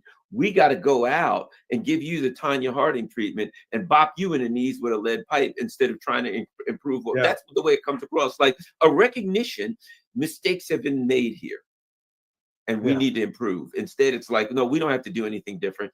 Well, why would the country that's crumbling, and you've been to Moscow, they're building all kinds of new stuff and there's cranes everywhere and there's beautiful, they're building subways. We're not doing that anywhere. Why would they be like us? And we just can't seem to get that we need to be improve it all across. Well, it's you and I have lived in the same area up in the Washington D.C. area. Did you ever go to either a Baltimore Orioles game or a Colts football game back in the day when they played at Memorial Stadium? Now, yep. So I'm there in the early 1980s. So this is about 35 years after that stadium was built. And it was sort of decrepit. It was not well designed. You'd sit in certain locations, you're having to look around steel beams. The upper deck at Memorial Stadium was such that you felt like you needed to be a mountain climber with some rappelling gear. I mean, the damn steps were so steep, you felt you're going to fall down a mountain. And then I was born and raised in the Kansas City, Missouri area in Independence. The Royals and the Chiefs built stadiums side by side back in 1972, 50 years ago. Those stadiums are still standing. They are modern. I mean, you wouldn't know that they were built 50 years ago. Whereas that Memorial Stadium, you thought it was built in the 30s. And it's that lack of vision where, what we've seen right now is the United States has been slow on the uptick to start rebuilding our infrastructure, in part because, man, we're spending trillions in Afghanistan and Iraq, and it's going overseas. It's not staying here at home. And then we look up and go, God, how did we get in debt? We got to take that military credit card out of our hands. One last thing I'll ask you before we go about Israel, and that is, this liberal intervention crap. We're going around the world overthrowing countries, interfering with people's stuff because we're the good guys. For good and moral reasons. We got to stand up against dictators. We always got some story of morality while we're, doing some evil deed. I think that's dead. I think the reality is people are looking at Israel saying, don't even ever try it again. That the United States can never go make some immoral argument that even though, let's face it, they were fake. But I think people are looking at what's happening with Israel right now, that, they're just bombing and slaughtering civilians like they're nothing. They seem to have lost their freaking minds. If you look at Smotrich and these crazy fascist people, we're attacking the Houthis to stop them because they're really defending against the genocide. That morally, the United States now, the world looks at us and says, "You people are insane. You're immoral, and we just look like." Well, I was going to say we look like vicious lunatics because that's what vicious lunatics should look like. Your thoughts on that moral concept that I don't think we can get back? Well, what I find truly disgusting is how Israel tries to play the Holocaust card on this. Where they go, This is the worst, October 7th, the worst slaughter since the Holocaust. They go, okay, wait a second. Now, if I understand your story correctly, in the Holocaust, you lost 6 million. On October 7th, there were 1,575 killed. And of that number, about 300-400 were killed by the Israeli military. So let's call it 800-900 died. You're saying that's as bad almost as the mass extermination of Jewish communities throughout Europe and in Eastern Europe? Guys, stop. You know, that kind of dishonesty where you're trying to play a card for sympathy, and in the process you end up, they end up behaving like the very thing that they claimed that they were trying to fight against back in 1945. The number of dead children that are showing up on video is just, it's sickening. There's a young lady out of, she actually lives in Australia. Her handle is Syrian Girl. Yeah, I know her. Yeah. Maram. Yeah. So she's a friend, and she put up on Twitter X the other day just a series of these horrific movies, images of all these dead children. And where's the outrage? Where is the outrage? And it's like, well, it's okay to kill Palestinian children because they're not real human beings. It's only the Israeli children who actually weren't killed. The lie about the 40 beheaded babies, that was just a completely made up. It wasn't true. But yet that becomes a justification for carrying out acts of genocide against the Palestinian people. So our moral compass is broken. It's not just not zeroed correctly. It's broken. Yeah, I would say it's exposed, the same way so many people, I know I've said, but one last thing I'll comment on. I'm a First Amendment person. I believe in the Constitution. And I always say this: how do I judge whether or not you believe in the First Amendment? Whether you support it when people say you don't, some things that you don't agree with. Right, exactly. When people say I always go back to the ACLU, Skokie, Illinois. Right. And I go back to when I was with the ACLU and the KKK was trying to get a permit to march, and we defended them, said you got to give them a permit. Why? Because that's what the First Amendment says, unpopular views. How do you feel when unpopular speech that you totally disagree with it, you got to defend that and say they got a right to say it? You can go over there, you have your own protest against them. If you don't like them, you got a right to do that, right? We got all of these people. Well, during COVID, we're being censored. I don't like that. Ukraine, we're being censored. I don't like that. But now that it's Israel, they say, no, we got to censor these people, throw them out of the country, take the money from the colleges who have done a complete 180. And I'm like, look, I may not agree with you on Israel, but here's what we should agree. You don't like what they're saying, which means you especially have to defend what they're saying. You can only be judged as believing in the First Amendment when you defend speech that you don't agree with, and they have failed that with an F of the highest order. Yeah, well, it's happened on both sides. We recall that when speakers like Laura Ingraham or Charlie Kirk would show up at some university, and the protests would be they're outraged, not let them speak. So you would think then, and that happened to Donald Trump. So you would think that Trump, being sensitive to that when he comes into office, is now in power, is doing the exact same thing in the name of fighting anti-Semitism. When what people are protesting, including lots of Jewish students protesting the genocidal policies of these crazed Zionists that are killing Palestinians, and then to crack down on their rights of free speech, and so it really is troubling that the extremes on either side fall into the same trap, and it's I wish we had more people sort of the tradition of John Adams, because Adams, at least when the British soldiers who were accused of the Boston Massacre, that he stood up for them and defended them, and ultimately they were exonerated.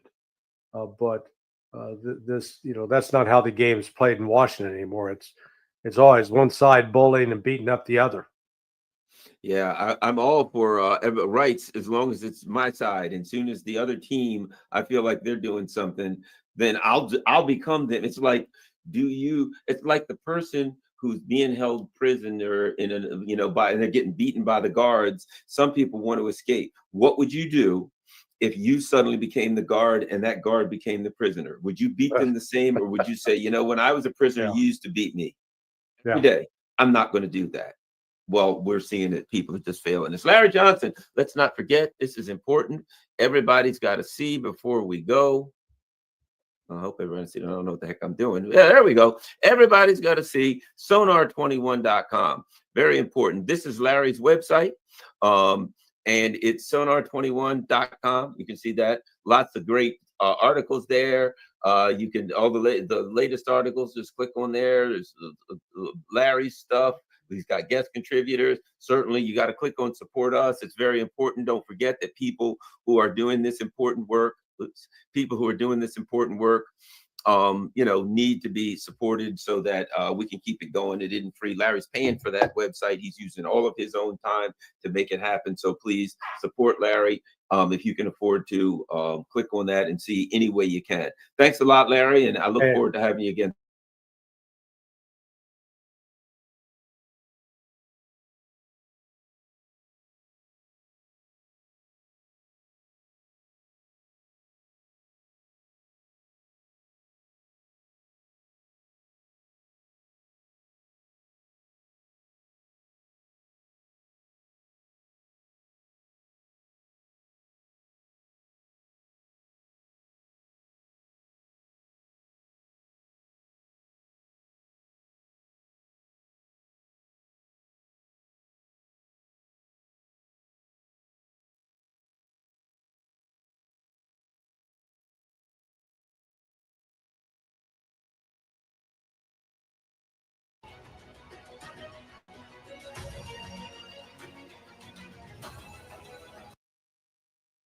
Of State Rubio and Special Envoy Witkoff not to attend the London so-called peace conference with the Russians, but instead to send General Kellogg, of all people. Well, I guess it reflects an acute lack of interest in what's going to happen in London. And I think we have to expect nothing is going to come out of it, because there's not much evidence that Mr. Zelensky is willing to take any of it seriously and pursue any solution that involves Ukraine surrendering anything, especially territory. So I think that's the signal. I mean, I am the last person to defend him, but can he agree to surrendering territory as massive as Crimea and the parts of the oblasts now under Russian control and expect to stay alive? Well, this is the argument, but this has been the argument for at least 2.5 years, that if he showed any inclination whatsoever to compromise on these matters, that he would be instantly killed by the radical nationalists that surround him. I mean, that may well be the case. But if that is the case, then that's further evidence for no attendance at the meeting as far as the Trump administration is concerned. Look, Judge, we've talked about this before. We have really nothing to do with this. From the very beginning, President Trump, unfortunately, did not distance himself. He should have. When he finally decided that there was an argument for peace, that came in June of 2022, and thereafter, whatever he said wasn't taken seriously because the administration pressed ahead. Then he took over and said he was going to end it in 24 hours. There was no chance of that happening, but that was a very stupid statement. And then he relied on the input from people like Kellogg, which was extremely ill-advised.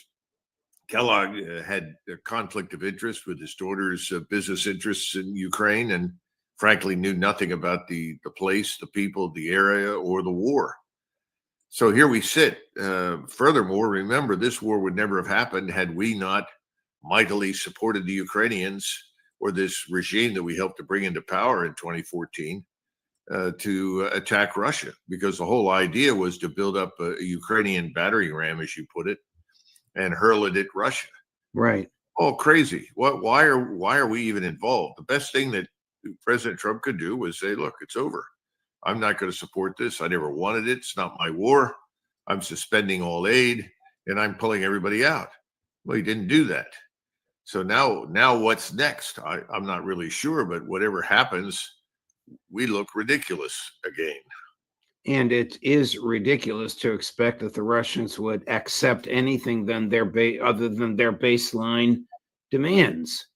Yeah, I mean, if you're a Russian, and everybody in the region knows the history, Crimea was never part of Ukraine. That's a lot of nonsense. And most of what we call Eastern Ukraine, except for areas in the northern portion of Eastern Ukraine, were always Russian. You know, come on, this is a waste of time. The Europeans are beating a dead horse. At least we've had the sense at this point to walk away, because what's important, Judge, is to normalize relations with Moscow. That's what's important to us. What's your general view of the sort of chaotic nature of the Trump foreign policy? Well, there is no strategy. You know, usually you have a national strategy. It has many components, military, economic, and otherwise. What is it? Have we defined our interests? I don't think we have. I don't think we've defined any interest for years. And so everything tends to be emotionally charged and impulse driven. We have no vital strategic interest of any kind in Eastern or Western Ukraine. If we have any interest in Ukraine, it's certainly west of the Dnieper River. And historically, that river line has marked the outer limits of what we call the West. Kiev, after the destruction at the hands of the Mongols, was really an outpost for the Polish-Lithuanian Commonwealth, and remained so. And if you go back to the First World War, let's forget the second for the moment, and you look at the front lines in Eastern Europe that the Germans established, they never went beyond the Baltic littoral in Poland, because they had no interest in anything else beyond that. That's where the war ended. I just don't think there is any strategic thinking of any kind whatsoever in the Trump administration. Not that there ever was with President Biden either. Colonel, before we get into Israel, what is your take on the latest with Secretary Hegseth? Do you have contacts in the military who've expressed a view of the secretary off the record? I mean, is this just media hype, or is he really incompetent, and is the Pentagon really in chaos, and is that really dangerous? Well, it's all dangerous, but I wouldn't say it's limited to the Pentagon. I think the Trump administration is in kind of a meltdown for the very reason that I just outlined. There is no strategy. People were picked not on the basis of any demonstrated character, competence, or intelligence. They were picked to hold key appointments in the Pentagon or in state because they were ideologically committed to the war against Russia and the war against everyone in the Middle East who is unwilling to bend the knee to Israel. That's it. There was nothing else going on. And so that's what you got. And I think President Trump places far too much emphasis on whether or not someone who's appointed to a position like that does well on television. I mean, it's always nice if they do, but is that the most important or one of the most important facets? I don't think so. Here's another Trump appointee who the president, probably feels does well on television. This actually turned my stomach, even though I know this person very well, the United States ambassador to Israel, Mike Huckabee. Chris, cut number 12. Hello, I'm Mike Huckabee, U.S. Ambassador to Israel. This past weekend, Dr. Hanan Balki, who is the regional coordinator for the WHO for the Eastern Mediterranean region, called upon me to put more pressure on Israel to bring humanitarian aid to the people of Gaza. I appreciate the message from Dr. Balki. And today, what I would like to suggest is that we work together on putting the pressure where it really belongs, on Hamas, to give us the opportunity to open up those humanitarian channels. So we call upon Hamas to sign an agreement so that humanitarian aid can flow into Gaza to the people who desperately need it. When that happens and hostages are released, which is an urgent matter for all of us, then we hope that that humanitarian aid will flow and flow freely, knowing that it will be done without Hamas being able to confiscate and abuse their own people by not allowing those resources to get to the people who desperately need it. Differently, the American ambassador to Israel in front of an American flag and an Israeli flag is condoning starvation as a means of war, a war crime. Judge, the best that we can say is that whatever his brand of Christianity is, I'm certainly not part of it. And I cannot conceive of any set of circumstances under which I, as an American citizen, would condone, legitimate, or promote mass murder and expulsion of millions of people from their homes in Gaza. And it makes no difference to me whether the people there are Arabs, Palestinians, Muslims, Christians, or Jews, or Chinese, or German, or Russian, or Ukraine, or anything else. Israel is waging a war of annihilation against a group of people that they have condemned as subhuman, as animals, and not exclusively there, by the way. I haven't seen much evidence for mercy offered to anyone in Lebanon or Syria or anywhere else in the region who stands up and opposes Israel and its dominance, its hegemony. So I think he's being a little too clever by half. Yeah. And this Israeli line of, well, it's everybody's fault but ours. That's a lot of nonsense. How many times have the Israelis rejected any sort of offer that came out of Hamas, even the most recent ones, which I thought were quite impressive? But if you are waging a war of annihilation, Judge, nothing anyone offers is acceptable except suicide. I'm going to get back to Israel in a minute. We just received a clip from Representative Seth Moulton, who's also in the National Guard, I believe, in Massachusetts, who says he has spoken to troops about Hegseth. Tell me if this is credible. Chris? Hegseth continues to lie about this. He's not taking accountability for his own actions. And as a result, he cannot be trusted. He's clearly not trusted by his own closest advisors. What do you think the troops think about him? Well, I know, because I've heard from a lot of them, that they are disgusted by this behavior from the top person in the Pentagon, because they know that they would be fired in a heartbeat, probably prosecuted criminally, if they did what the Secretary of Defense has done and is now lying about himself.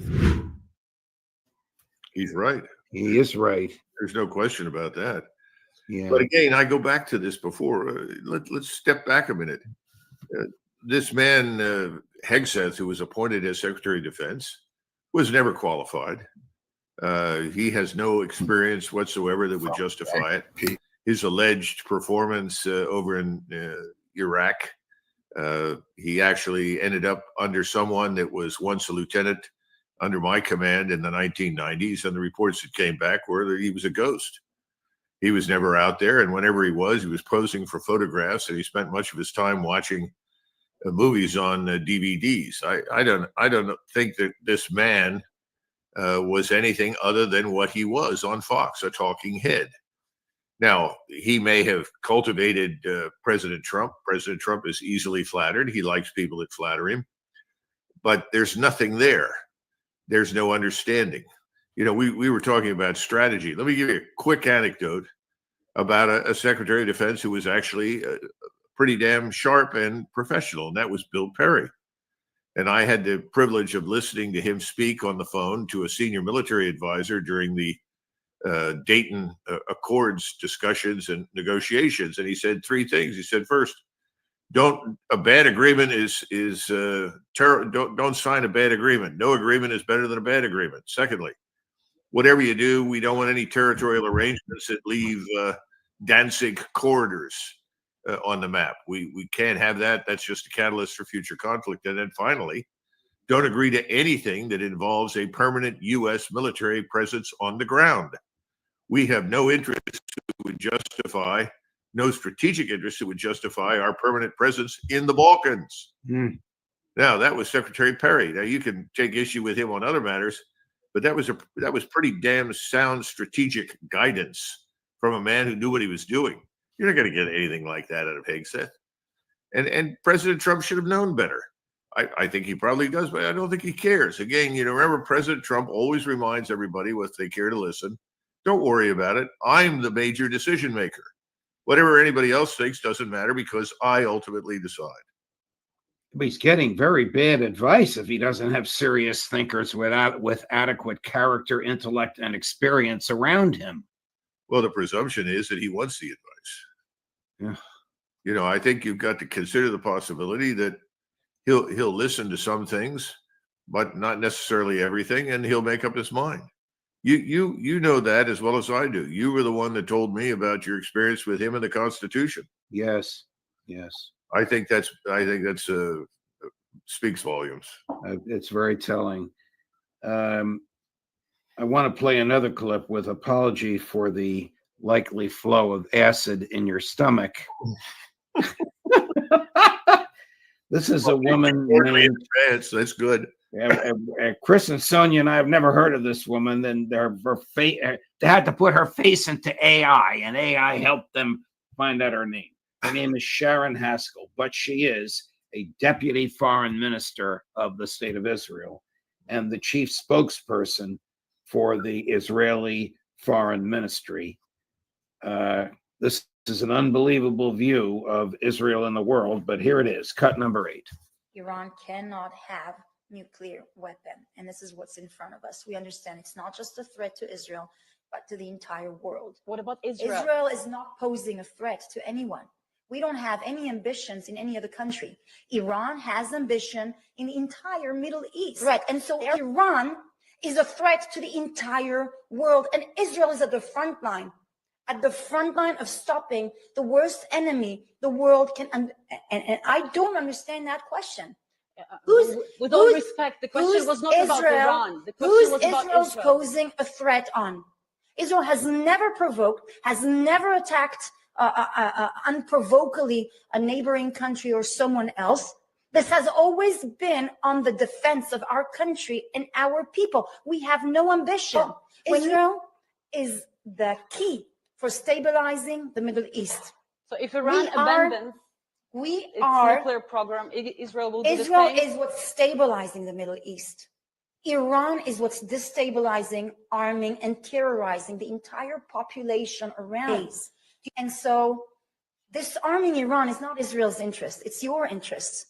It's international community's interest. Try and imagine what is happening right now in the Middle East with with nuclear weapons. It's not just a threat on Israel. It's a threat on the entire world. You got about 2 hours to deconstruct that. Well, perhaps she should be shown the map that Prime Minister Netanyahu routinely shows.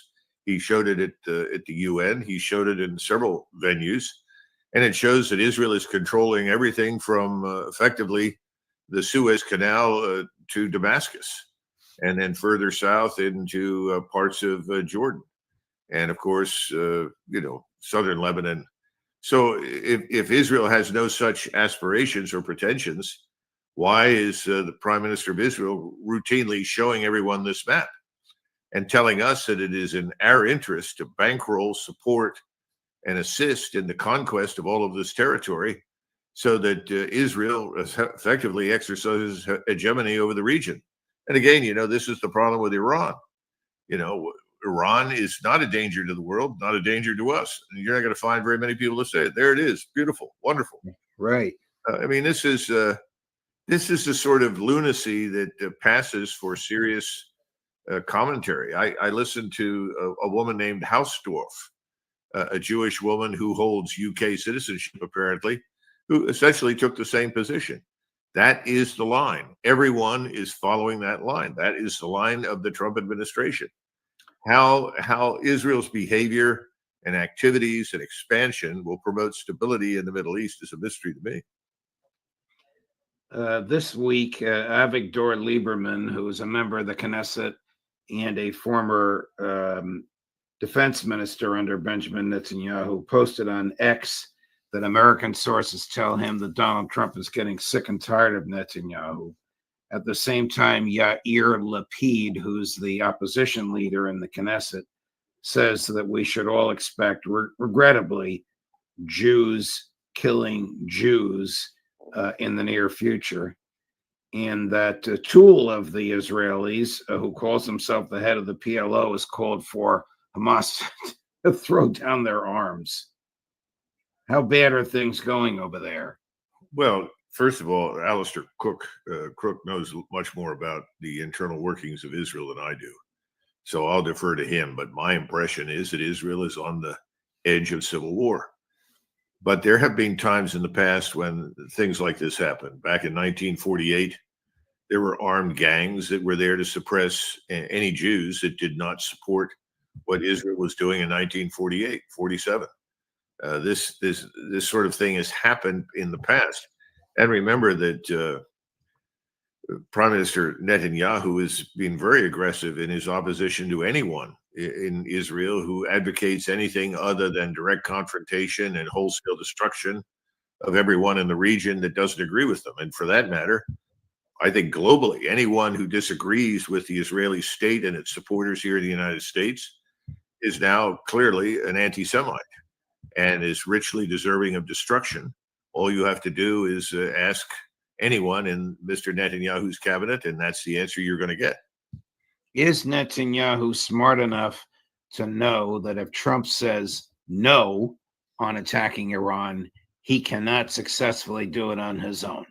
No, absolutely not. He knows that if he were to unleash an attack, given the powerful influence that he exerts inside the Beltway, the enormous support for whatever he wants to do on the Hill, and people actually close to Trump who are no less supportive, will inevitably drag us into the fight. So the assumption is that as long as we say no, the Israelis will do nothing is simply wrong. I do not exclude that as a possibility for a second, that he could not launch strikes against Iran and then immediately call to us and say, the Iranians are responding, you have to help us. And no doubt we would help them and be involved in the regional war. Unless Iran responds with a fusillade sufficient enough so that there's nothing left to help. That could happen. But I think he's betting heavily that we'll intervene to stop that before it does. Conor McGregor, thank you very much, my dear friend. Much appreciated, as always. Can't we talk about nice things next time? We'll find. Where are we going to find nice things? We'll look for them.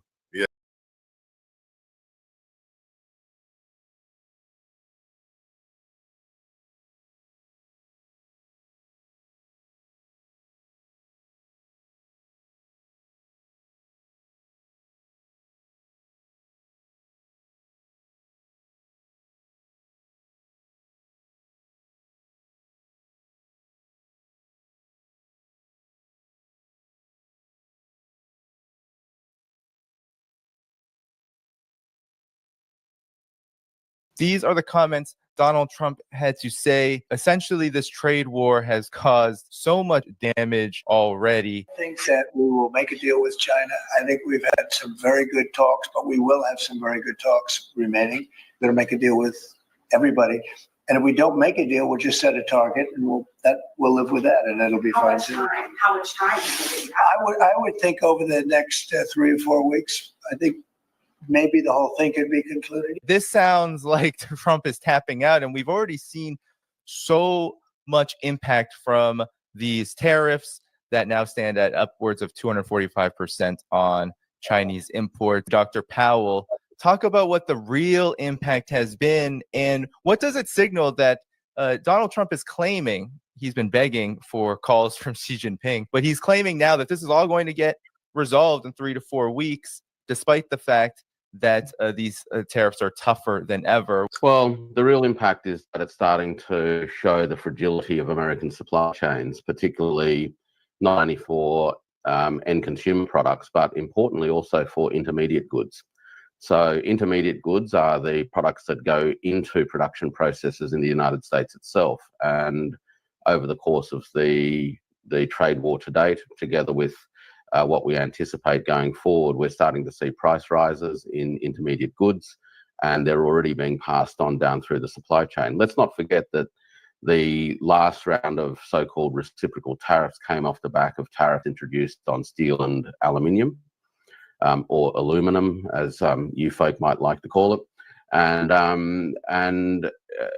we know from historical experience that whilst that might create a bit of a protective veil for upstream industries, the net impact on downstream industries in terms of employment is negative. So we're starting to see what most economists, both orthodox, mainstream, and also heterodox ones, would have anticipated, and consumers in North America are starting to experience a world in which scarcity is going to dominate their lives. You know, you've been talking a lot about this trade war and how it has backfired so badly on the Trump administration's ultimate goal here. What is that goal, and how has this trade war already backfired in such a rapid time? To be honest, I don't even know what their ultimate goal was. You know, they said they want to bring manufacturing back to the United States. I don't think that's their goal, because recently during their negotiation with Indonesia, for example, one of the demand by United States is that Indonesia's digital payment system, their mobile payment system, is unfriendly to U.S. credit companies. So they demand Indonesia to switch to MasterCard and Visa system. I mean, this is not about bring manufacturing back to United States, folks. This is about enforcing the U.S. rule on the rest of the world. And I think to much of their surprise, there's a pushback, and the pushback mainly came from China.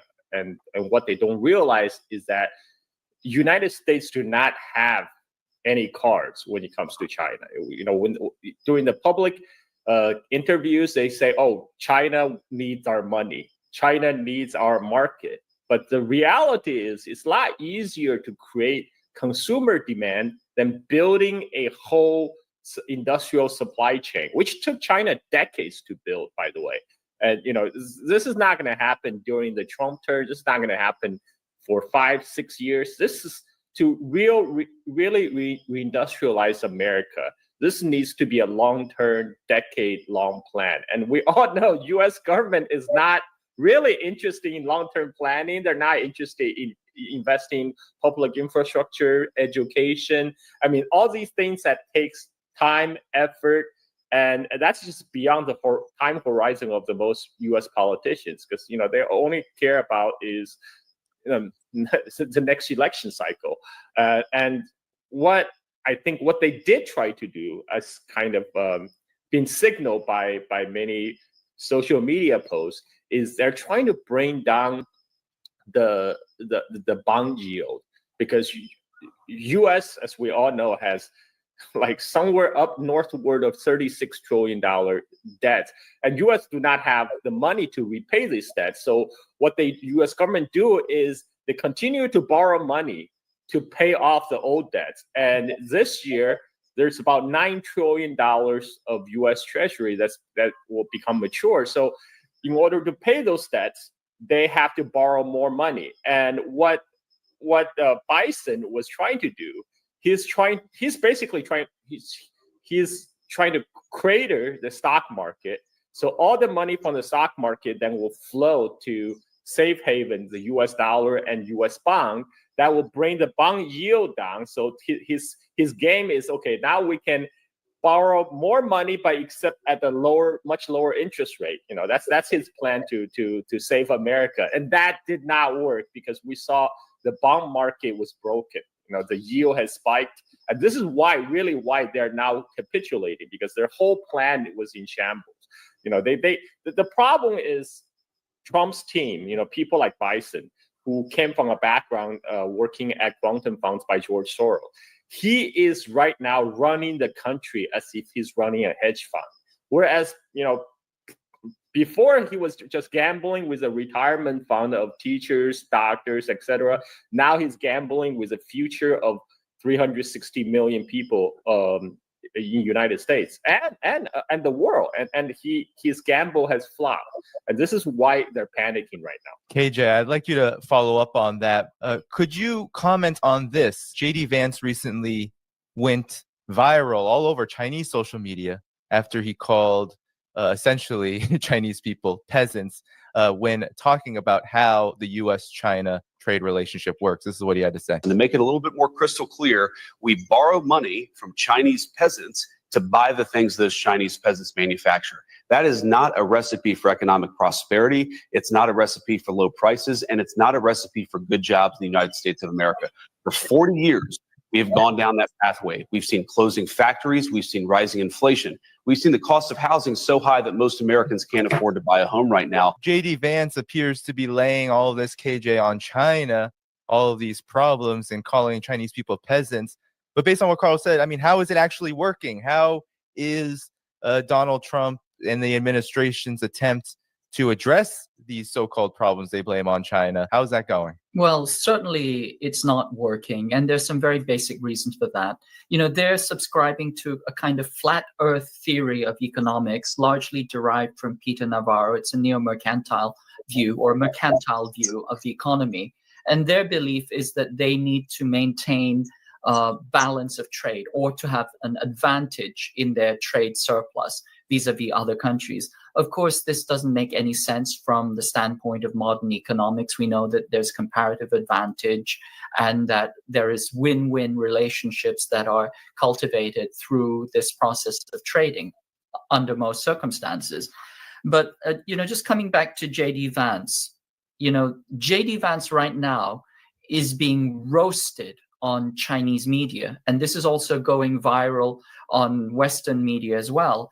And they refer to him as the eyeliner guy. And they say, your eyeliner is made in China. And then there's some very, very, humorous tropes where they show him, kind of decked out with smoky eyeliner and going to the max. So they're showing some of the contradictions and the foolishness of this.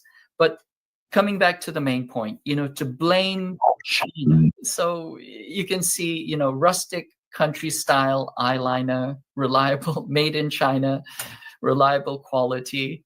And of course, the point is that, you are getting your look from China, your presentation itself is reliant on China. So China is not easily replaceable. As Carl has pointed out, China's trade surplus with China involves money. Money is fungible. You can replace money. But on the other hand, goods, especially the kind of goods that you get from China, intermediary and as well as finished goods, are not easy to replace, certainly not at the price point and the quality and the quantity that is usually imported at. And so I think they're pointing out very clearly that the U.S. is in very much a weakened position. It does not have the strength. And there's a bunch of, let's say, shall we say, fallacies that are circulating. One is that, that the consumers, one is that China will pay the tariffs. Of course not. It's the consumers who will pay, and that will result in inflation. The other is that China is the weaker party in this transaction. Certainly it isn't. For every dollar that China loses in trade, the US will lose 7, according to Nassim Taleb. I think those calculations are pretty valid. And then, of course, this notion that that tariffs will solve anything for us, that they will reindustrialize or that they will lower prices or that they will offset a trade deficit. They will actually increase the trade deficit, in my estimation, or that they give the US any kind of negotiating power. I think that's not going to happen. I think the other very, relevant meme that is circulating is the guy who is saying that you don't need tariffs. What you need is a revolution. And I think that's a pretty fair statement to make. A lot of what has been framed here with regard to these tariffs from the United States side, from the Trump administration side, has been no one can compete with the United States. The United States doesn't need China.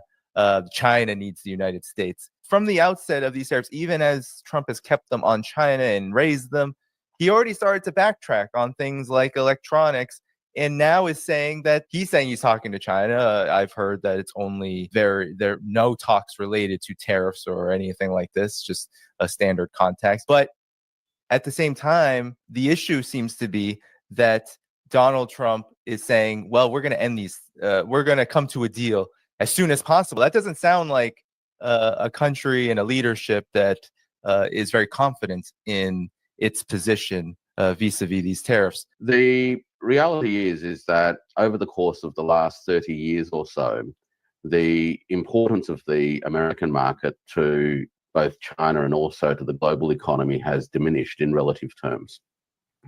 These days, the United States market contributes about 14% or thereabouts of global imports, and it's actually about the same for Chinese trade as well. Compare that to only 25 years ago, it was almost double that. So what that means, because the American economy hasn't shrunk, by the way, in that time, but what that means is that trade from all the other parts of the world has been growing faster than trade with the United States. Many of your viewers will have seen the maps that have been circulating in social media, which shows trading relationships circa 1991 or whatever it is to circa 2023. And you'll see a lot of blue in the early days when most countries were trading with the United States. And the later maps show that countries now have a dominant trading relationship with China. So that's the first thing to bear in mind, is that the US market is actually no longer as important as it once was. The second thing to bear in mind is that the transformation that this speaks to also highlights the growing interconnectedness of economic supply chains globally. And what in theory that should do is, yes, that's it.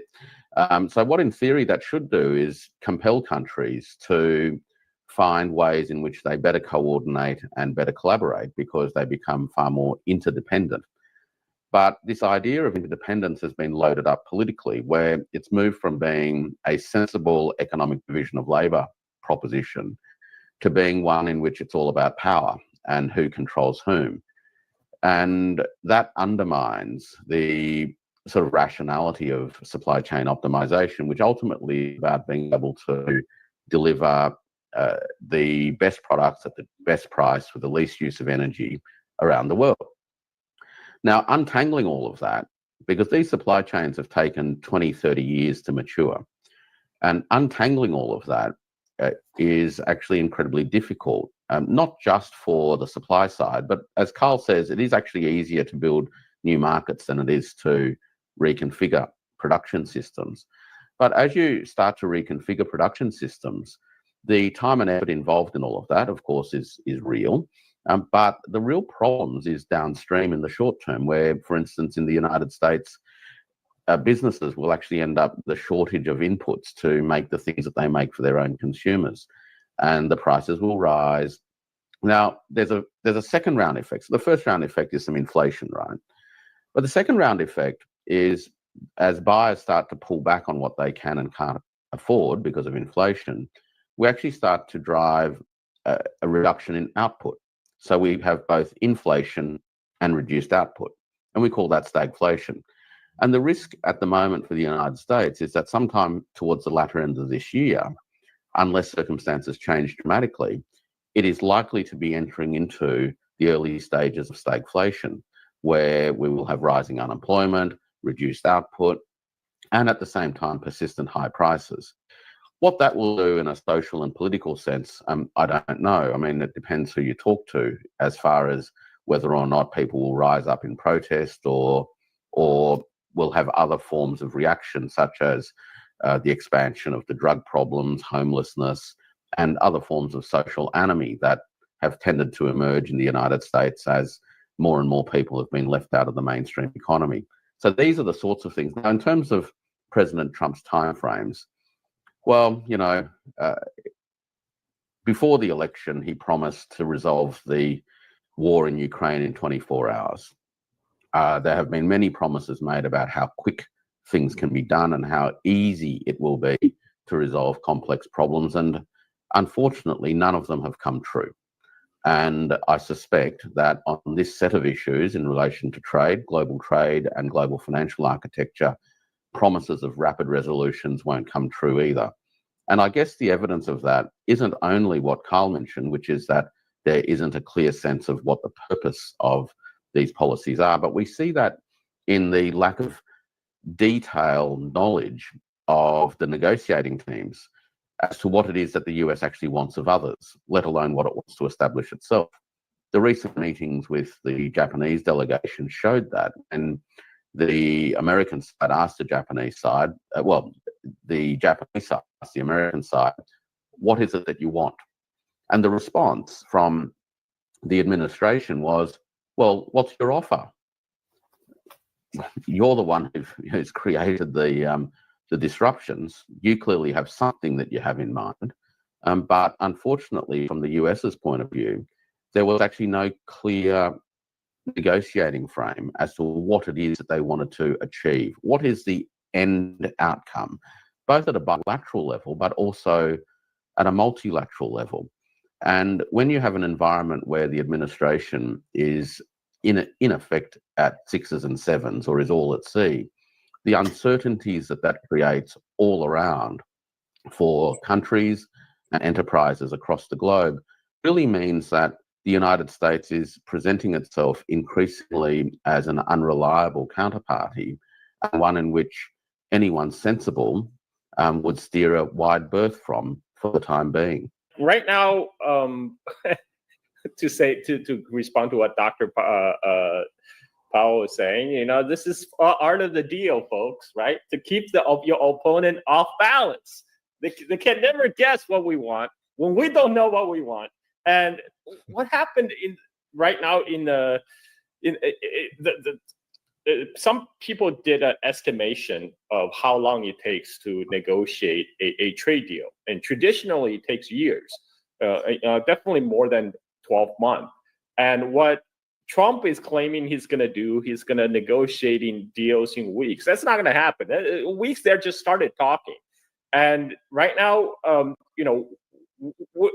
I'm still not sure what they want, actually, because they said they want to reindustrialize America. But a lot of the thing they're doing is not very conducive to bring manufacturing back home, right? For example, right now, a lot of the American firms that actually depends on parts and components from China to manufacture their goods. They're going to getting hit really hard right now.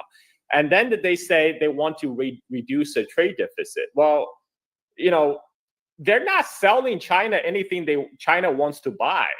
China was at one point was importing $350 billion worth of semiconductors, more than they pay for importing oil. And United States said, no, I'm sorry, you can't buy our chips. You can't, they just roll out additional ban on NVIDIA's GPU chip export to China. No, China is the biggest market for NVIDIA, and they just try cut off NVIDIA at the knee. And this is why NVIDIA head Jensen Huang just went to Beijing, during this such sensitive time.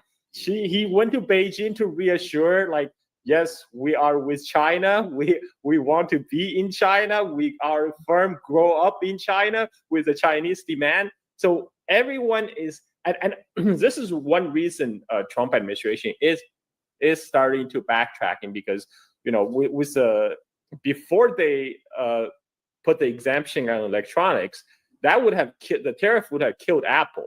Right, I mean, all the Apple iPhones that's coming from China is going to get slapped with 145% tariff, and this is also a problem with the way they look at the U.S.-China trade. For example, as Warwick has pointed out, they're looking at with a 19th century mercantilist point of view. When they just look at what goods is coming out, what goods going in, but with today's world, everything is so interlinked. For example, the iPhones are made in China. When the iPhones are exported from China to United States, the value of the iPhone is counted toward China's trade surplus. But as we know, China only actually capture a very small part of the iPhone value chain. China makes about $60 out of every iPhone. It's Apple that captures the most of the profit. But of course, the problem is this profit is not just U.S. trade problem with China is really a distribution problem. Like multinationals like Apple, they're raking in billions in China. But that money goes to like Apple shareholders and Apple employees. Vast majority of Americans who are losing manufacturing jobs, they're not seeing the trickle down effect, right? So this is where the anger comes from. But Trump is trying to leverage that anger and blame it on China. Of course, everyone is saying, "Oh, how China took unfair advantage of United States." Like, what are you talking about? Chinese people work hard at the factory, they made the goods, and you bought it. This is literally fair trade. How can you say that somehow they took advantage by working long hours at the assembly line, right? I mean, this is just, they're just trying to shift the blame for what the Wall Street has done to United States for the last 50 years, which is hollowing out its manufacturing base to chase higher profit margins and cheaper labor costs. But right now, to reverse that process, it takes time. You need to upgrade your workforce skills through education. You need to improve your public infrastructure. These are all the things that China has done in the last 40 years. But Trump administration think they can fix everything with a magic bullet as called tariff.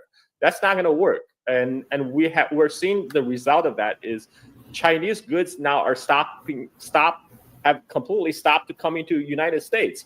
The freight traffic out of Port of California virtually got eliminated. Back in if you shift this timeline a few years back, if China had started a trade embargo against the United States, that would be considered an act of war, right? But now it's the United States that's willingly to cut itself off on China. Now we're seeing the results. I mean, I think they vastly overestimate. Coffee, follow me.